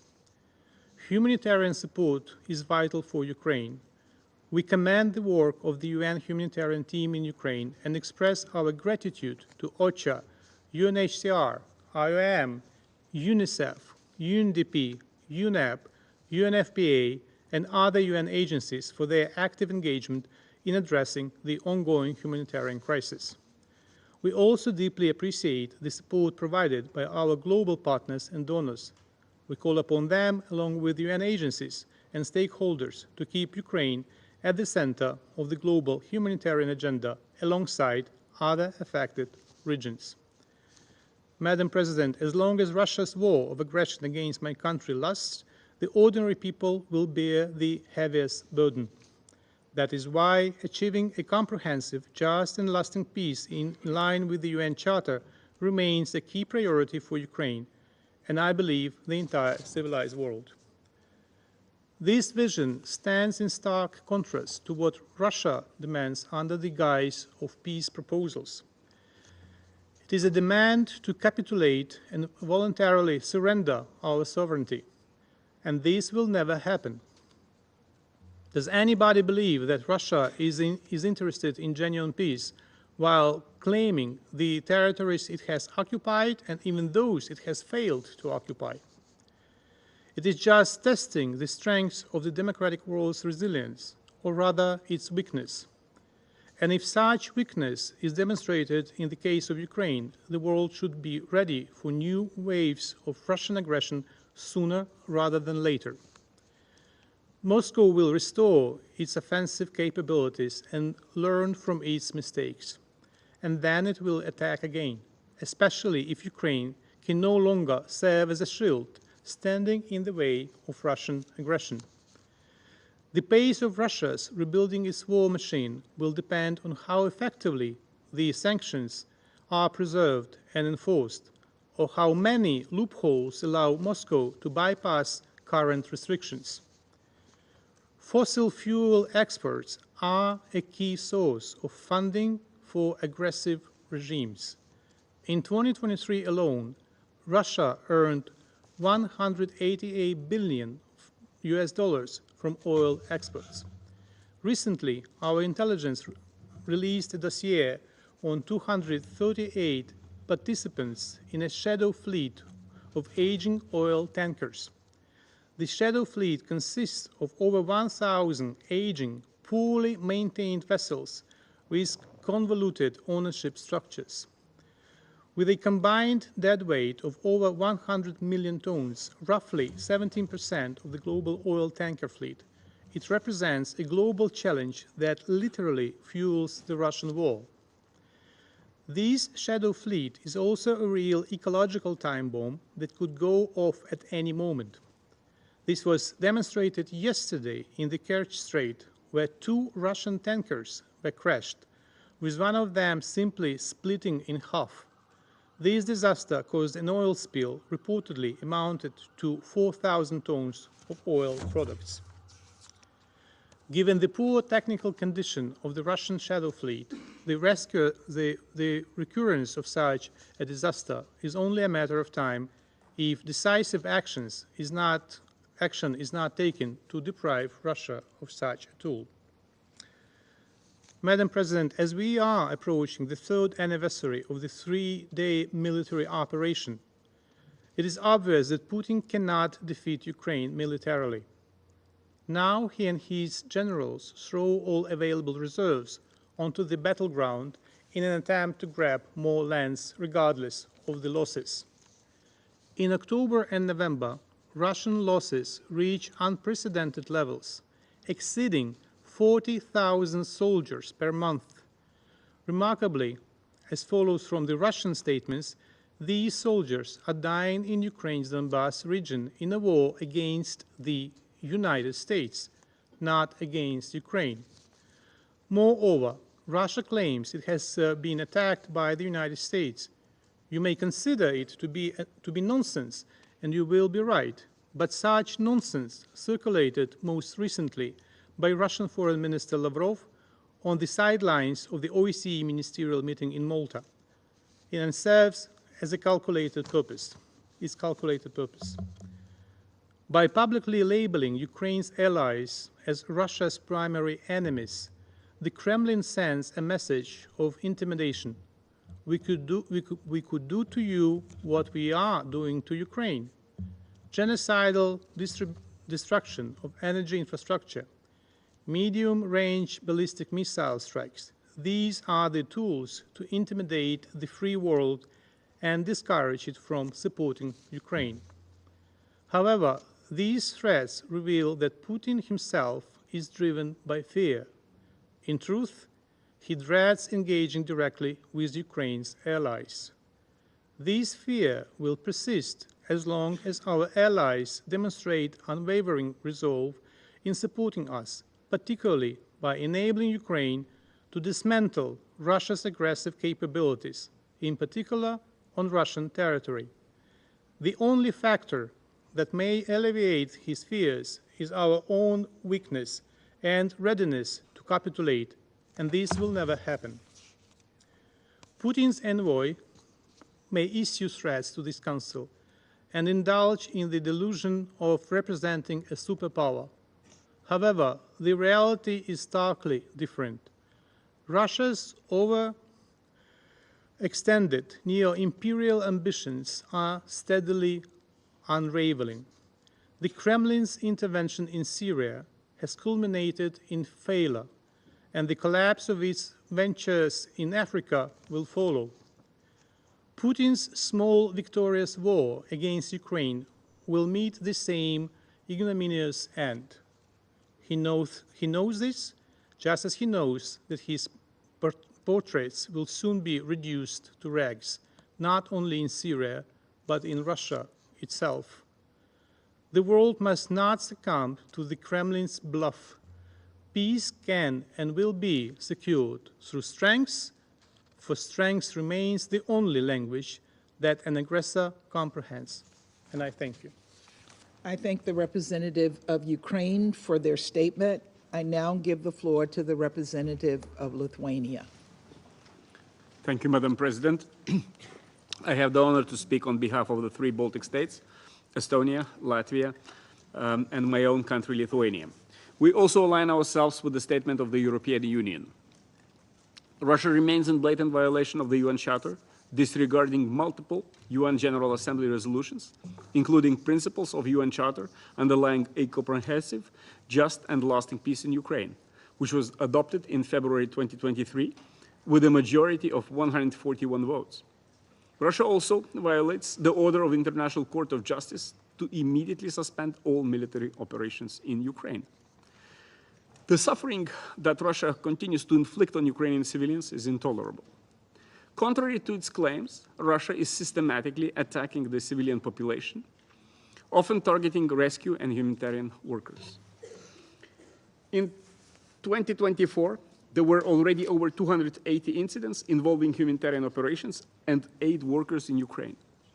We reiterate our appreciation and support for UN humanitarian assistance, the work of UNDP, OCHA, UNICEF, and other agencies, and their devoted representatives in Ukraine engaged in providing support to war-affected populations. Madam President, since 2022, millions of refugees from Ukraine escaping Russia's brutal war aggression have crossed borders into neighboring countries. Out of over 6 million refugees in Europe, more than 130,000 have received refuge in Baltic states. Estonia, Latvia, and Lithuania are working closely with the UNHCR's refugee response plan to ensure critical protection services and humanitarian assistance. The Baltic states strongly condemn and are deeply concerned about Russia's escalating deliberate attacks on the civilian population in Ukraine. We urge Russia to respect its commitments under international humanitarian law, protect civilians and humanitarian personnel in all circumstances. Particular attention should be given to protecting rights, safety, and well-being of Ukraine's children, especially those forcefully deported and illegally adopted in Russia. We demand their safe return and accountability for the perpetrators. According to the UN Human Rights Monitoring Mission in Ukraine, Russia is expanding its means and methods to target civilians. Verified data reveals a stark escalation. From January through November 2024, modified glide aerial bombs killed 341 civilians and injured 1,803, a threefold increase in fatalities and a sixfold increase in injuries compared to 2023. These aerial bombs carry large amounts of explosive material, making them highly destructive in urban areas. Russia continues to target Ukraine's critical energy infrastructure even as the harsh winter intensifies. In a recent attack, Russia launched 93 missiles and 200 drones, including a North Korean missile, at electricity generation and distribution facilities. This resulted in massive power outages, critically impact facilities involved in nuclear power plant electricity conversion and transmission. The International Atomic Energy Agency reported that 5 of Ukraine's 9 operating nuclear reactor units were forced to reduce power output. In total, Russia has already damaged 80% of Ukraine's energy infrastructure. The aim is clear: to destroy the Ukrainian economy and break the resilience of its people. We condemn Russia's deliberate attacks against IAEA staff members, highlighting its complete disregard for international law and the safety of nuclear facilities and personnel. Mr. President, recently there has also been a sharp rise in the executions of Ukrainian prisoners of war by Russian armed forces. The Baltic states demand full accountability, including the implementation of International Criminal Court arrest warrants against Vladimir Putin and Maria Lvova-Belova over the involvement in the war crimes of child abduction, against Sergei Kobylash and Viktor Sokolov, as well as against Sergei Shoigu and Valery Gerasimov, for war crime of directing attacks at civilian objects and crime against humanity of inhumane acts under the Rome Statute. The Baltic states also reiterated our condemnation of North Korea, Belarus, and Iran for their part in the aggression. We call on all states to cease supporting Russia, including by preventing the provision of dual-use goods. We continue to urge China, as a permanent member of the UN Security Council, to exercise its influence and stop Russia's ongoing aggression against Ukraine. We reaffirm our unwavering support for Ukraine's legitimate right to self-defense, as enshrined in the UN Charter. The Baltic states will continue to stand by Ukraine until victory, fully supporting Ukraine's peaceful formula. Our priority is Ukraine's sovereignty and territorial integrity, and holding Russia and its accomplices, including top political and military leadership, fully accountable. Only a just peace can be truly sustainable. I thank you. I thank the representative of Lithuania for his statement, and I now give the floor to the representative of Sweden. Thank you, Mr. President. I have the honor to speak on behalf of the 5 Nordic countries, Denmark, Finland, Iceland, Norway, and my own country, Sweden. We thank OCHA for yet another alarming briefing. We commend the bravery and professionalism of all humanitarian workers. Mr. President, Russia's aggression against Ukraine has caused immense human suffering. According to UNHCR, there are nearly 4 million internally displaced in Ukraine, and 6.8 million refugees from Ukraine have been recorded globally. With sub-zero temperatures, a staggering 14.6 million people in Ukraine are currently in need of humanitarian assistance. Over the weekend, we saw yet another Russian wave of missile attacks on Ukraine's energy infrastructure. Not only does this expose civilians, hospitals, and schools to the harsh winter conditions, it endangers the safety and security of Ukraine's nuclear sites, as these require a secure off-site power supply. Throughout the war, Russia has shown a blatant disregard for international humanitarian law. Humanitarian access to occupied areas has been denied, civilians and civilian objects have been consciously targeted, children have forcefully been abducted, and prisoners of war have been systematically tortured. Mr. President, these countless violations of international humanitarian law illustrate that Russia has chosen terror to achieve its political goal, the subjugation of Ukraine and the annexation of sovereign Ukrainian territory. Over the years, we have heard different Russian attempts to justify its aggression. Claims that Ukraine or NATO were poised to attack Russia served only one purpose: to hide the simple truth that Russia's actions were nothing but a violation of international law and the UN Charter. Mr. President, as the aggression continues, we need to remind ourselves that this is a Russian war of choice. Russia could end it tomorrow. The international community must remain firm in its support for a just and sustainable peace in line with international law, the UN Charter, and relevant GA resolutions. Any illusion that Russia advocates a more equitable, just, and fair world must be dispelled. When the international community sought to revitalize multilateral cooperation through the Pact for the Future, Russia attempted to derail it. When Ukraine prepared grain shipments to mitigate the global consequences of the aggression, Russia cynically targeted ships and port infrastructure in Odessa to stop the deliveries. Mr. President, Ukraine and its partners have been ready for peace since day one. However, a settlement where aggression is rewarded or where independent states are denied the right to decide its own security arrangements risks being neither sustainable nor conducive to international peace and security. Until a comprehensive, just and sustainable peace has been reached in line with international law and the UN Charter, we demand that Russia ensures safe, timely, and unimpeded humanitarian access to the temporarily occupied territories of Ukraine. We demand that Russia cease its attacks on civilians and civilian objects, and we demand that Russia allows the UN and the ICRC to visit Ukrainian prisoners of war.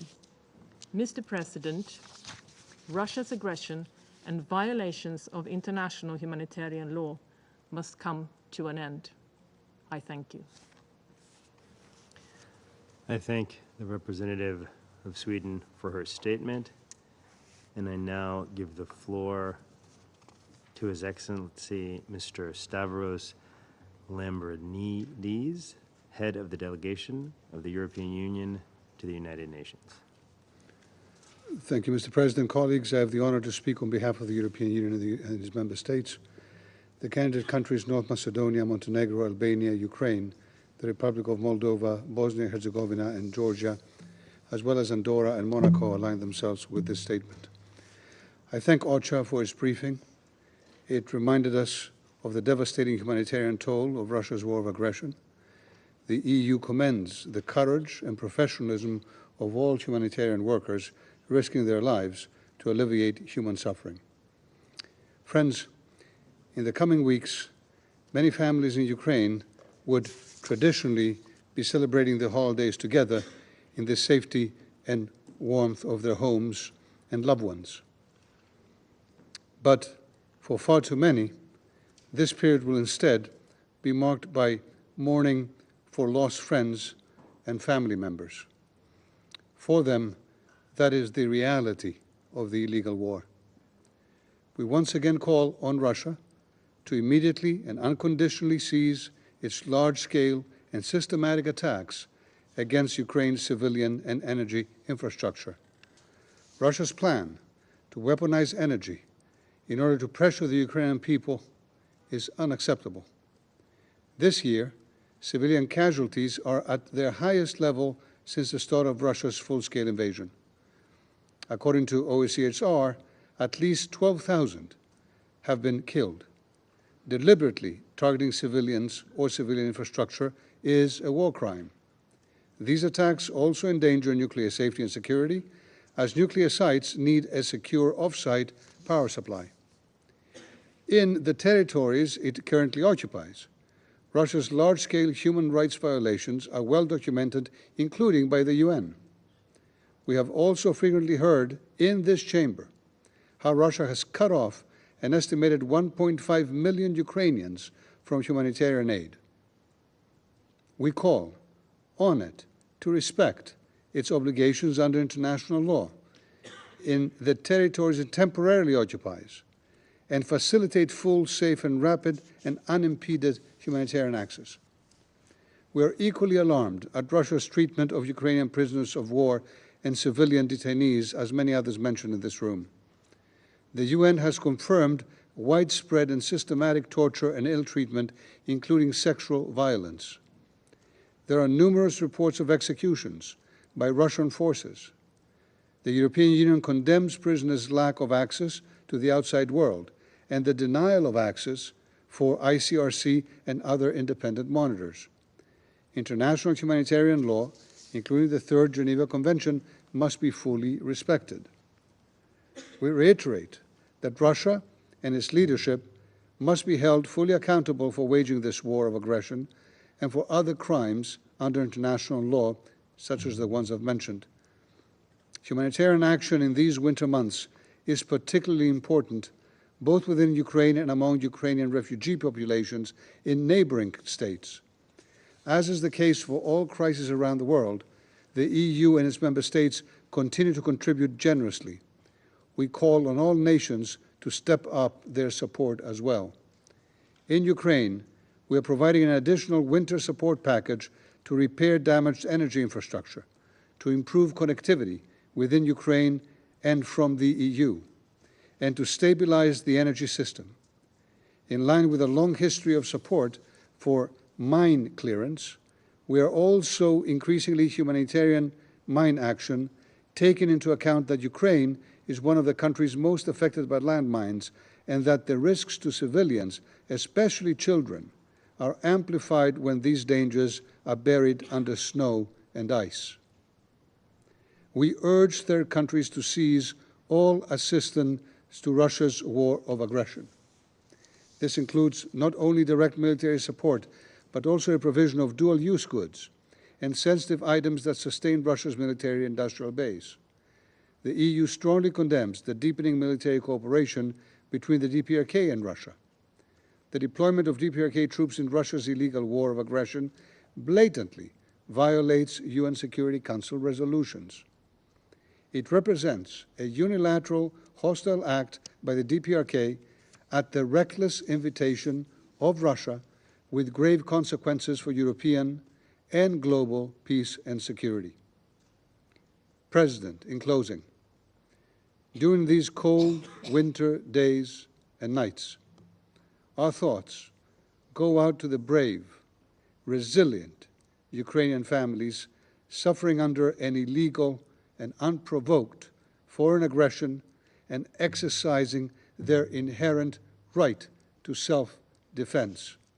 No one wants peace more than the Ukrainians. As the new year arrives, now more than ever, we urgently need not any peace, but a comprehensive, just, and lasting peace anchored in the UN Charter. Thank you. I thank His Excellency Mr. Lambrinidis for his statement, and I now give the floor to the representative of Poland. Mr. President, I would like to thank Madam Lisa Doughton from UNOCHA for her informative briefing.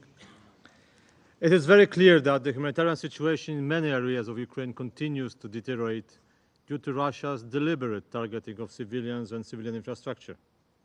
This war has affected millions of people, including the most vulnerable groups, and forced them to flee their homes because Russia deliberately wishes so. What worries us the most is that Russia continues its relentless attacks on Ukraine's critical infrastructure, including energy, heating and water supply systems, healthcare and emergency services. These attacks are inflicted both by the physical missile strikes and as well as the cyber attacks. The destruction of energy infrastructure makes living conditions of Ukrainians uneatable this winter, and countless schools, hospitals and homes have no heating or running water, as we heard today. We call on Russia to stop these attacks immediately. We remind the Russian leadership that international law prohibits the intentional targeting of civilian infrastructure essential for the survival of the civilian population. Deliberately targeting civilians or civilian infrastructure is a war crime. We are concerned by the horrific treatment of the Ukrainian POWs and civilian detainees that has been confirmed by numerous human rights mechanisms, such as the UN Commission on Inquiry on Ukraine, the UN Human Rights Monitoring Mission in Ukraine, and the OSCE Moscow mechanisms. We are also appalled at daily reports of the crimes committed by the Russian forces, including widespread and systematic torture, ill treatment, sexual violence, arbitrary arrests and detentions, and the forcible transfers and the deportation of Ukrainian children to Russia, where they are being coerced to accepting Russian citizenship. This all violates basics of the international humanitarian law. Mr. President, Poland supports all multilateral and national efforts to hold Russia accountable for these violations and through relevant judicial institutions and compensation mechanisms. The humanitarian response is facing increasingly challenges due to safety risks and worsening conditions on the ground. We call for additional mobilization of efforts to support all humanitarian actors operating in Ukraine, including UN-affiliated agencies, international organizations, and the local NGOs. Urgent assistance is needed to rebuild power grids, as well as heating and water systems, conduct humanitarian demining, and to provide supplies for repairing and strengthening shelters. We must prioritize humanitarian access and ensure protection for persons in vulnerable situations, including women, children, and persons with disabilities, and provide comprehensive support for rebuilding efforts in Ukraine. As a close neighbor, we are focused on helping Ukraine that is struggling with the unlawful aggression mainly directed against civilian population. Since 2022, Poland has delivered assistance to nearly 4 million Ukrainians that crossed our borders immediately after the start of the Russian full-scale invasion.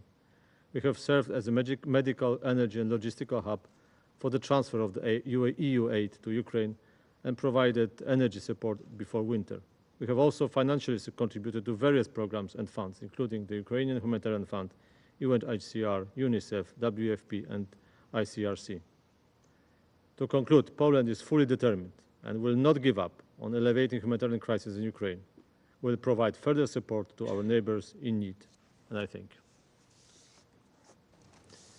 you. I thank the representative of Poland for his statement. Excuse me. And I now give the floor to His Excellency, Mr. Paul Beresford Hill, Permanent Observer of the Sovereign Order of Malta to the United Nations. Thank you, Mr. President. Excellencies, distinguished colleagues. My gratitude to the United States for calling this meeting, and to the distinguished representatives from France and Ecuador for their interest and their commitment to the humanitarian concerns of the people of Ukraine, and to Ms. Lisa Doughton for her very, very inspiring and very, very relevant briefing. Since the onset of the conflict in Ukraine, the Sovereign Order of Malta has been at the forefront in providing humanitarian aid to the Ukrainian population. Our work there has impacted over 4 million individuals, resulting in the disbursements of over 60 million euro in aid and resources delivered and distributed in over 70 locations. At the moment, we have over 1,000 volunteers and relief workers active in Ukraine, providing humanitarian aid to those in need. We recently held a conference at our government headquarters in Rome to review humanitarian operations in Ukraine, and we heard from doctors, volunteers, psychologists, and other professionals who are working with us throughout the country. I'd like to share with you one takeaway from that conference. Relentless bombing, the destruction of infrastructure, and the fear of repeated hostilities, coupled with the absence of adults, either deceased or serving in the armed forces, is creating a generation of traumatized Ukrainian children whose futures will be marked by evolving mental health issues. Any child psychologist will tell you that children need a healthy, safe, and secure environment in order to grow, not only physically, but mentally. Across the world, we have become aware of the sheer immensity of mental health issues, particularly as they affect young people. The US National Institute of Mental Health reports that almost 50% of teenagers struggle with mental health issues, while 22% of those have severe impairment. Similar statistics are reported in many countries. Now, these statistics reflect young people raised in relatively safe environments who do not experience the effects of war or internal conflict. Imagine, therefore, the immense damage being done to children and youth in war-ravaged environments as experienced across Ukraine. Order of Malta psychosocial professionals have worked with tens of thousands of Ukrainian young people over the past 2 years in a variety of social and therapeutic environments, and continually report on the underlying traumas and anxieties that are shaping the worldview of these children, who soon will be adults. Summer camp opportunities, play centers, group and individual counseling can only do so much, because as long as bombs are dropping and homes destroyed, with families living in fear, and as long as the country is focused away from the normal affairs of state, then the emotional and psychological future of the country will be at risk. According to the Ukrainian government, more than 3,800 educational facilities in the country have been damaged or destroyed, severely interrupting access to education for millions of children. Only 2 out of 700 schools in Kharkiv are delivering in-person learning. Most children there are studying online. Others attend classes in 5 metro stations that have been converted into underground schools. The rebuilding of cities and towns will happen over time. The rebuilding of lives and minds is a far more complex process. We can only begin when we have peace. But we also know that while bodies heal or adjust, establishing mental equilibrium is an ongoing process that often takes a lifetime. The sooner we find a peaceful solution to the conflict, the sooner the next generation of Ukrainians will find its way. Thank you, Mr. President. I thank His Excellency, Mr. Beresford Hill, for his statement. There are no more names inscribed on the list of speakers. The meeting is adjourned.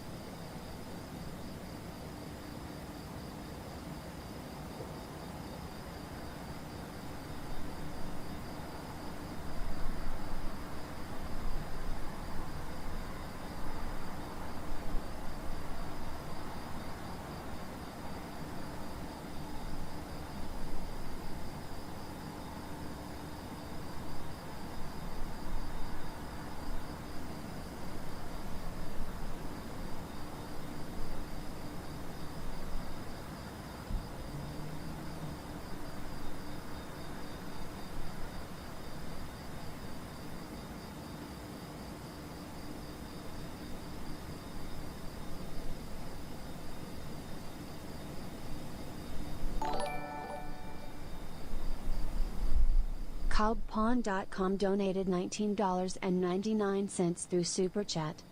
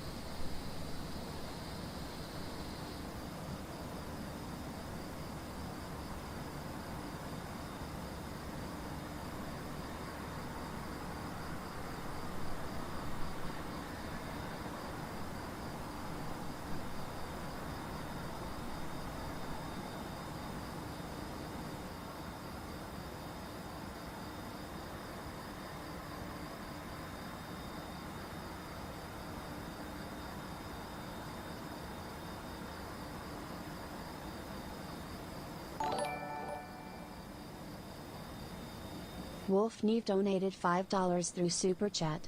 Hey, DD, one of your mods is going rogue, after I asked your permission.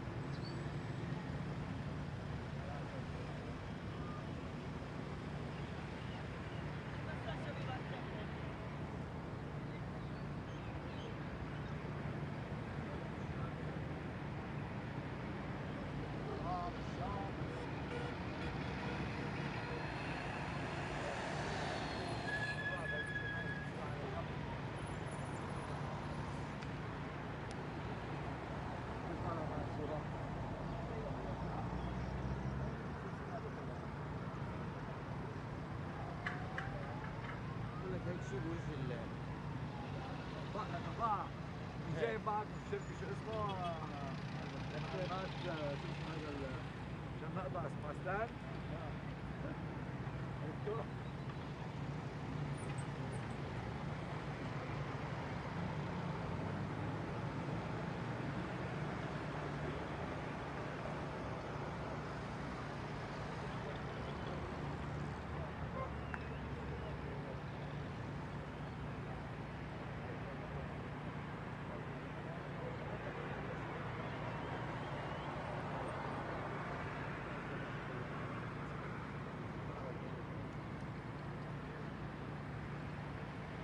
طالع لها وطالع وجهها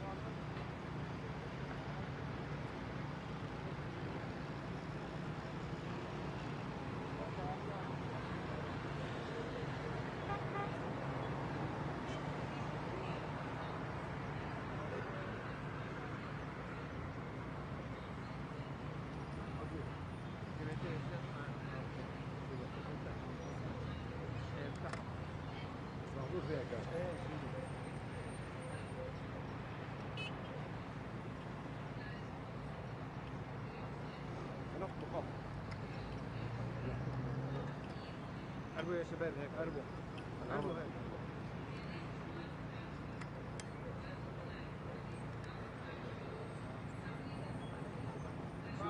شو عم بقول؟ ذاكر اول شيء اريد جبر هلا اوكي هلا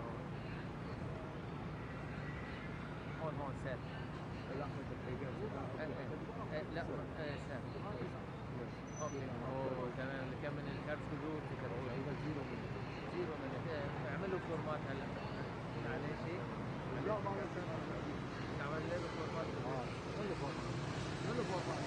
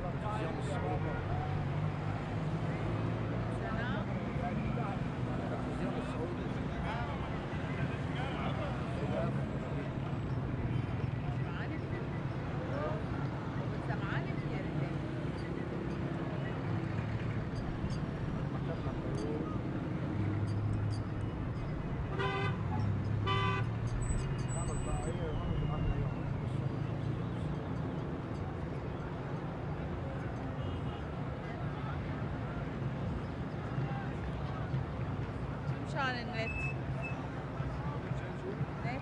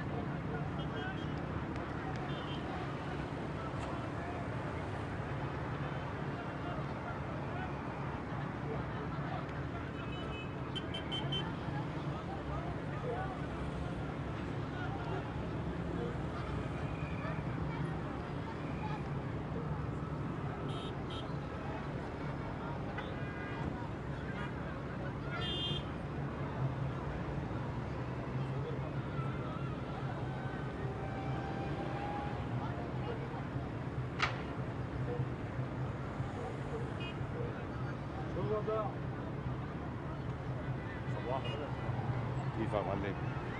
بالعافية. صوروا؟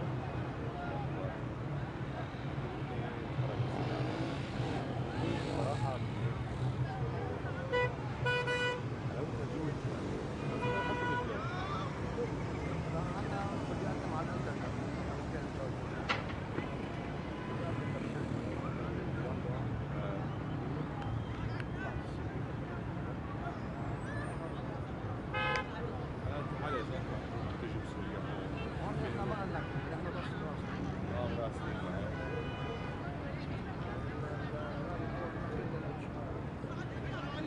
ممكن اتقدم سكين او شيء عن طريق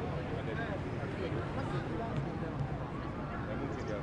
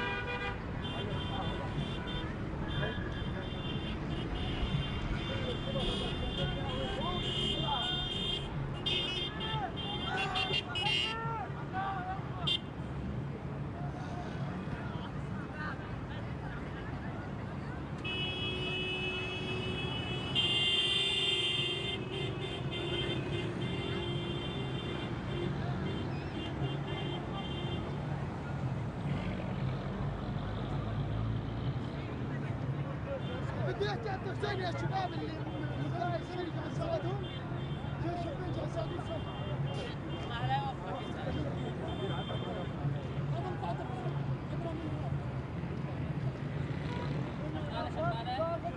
يا بشار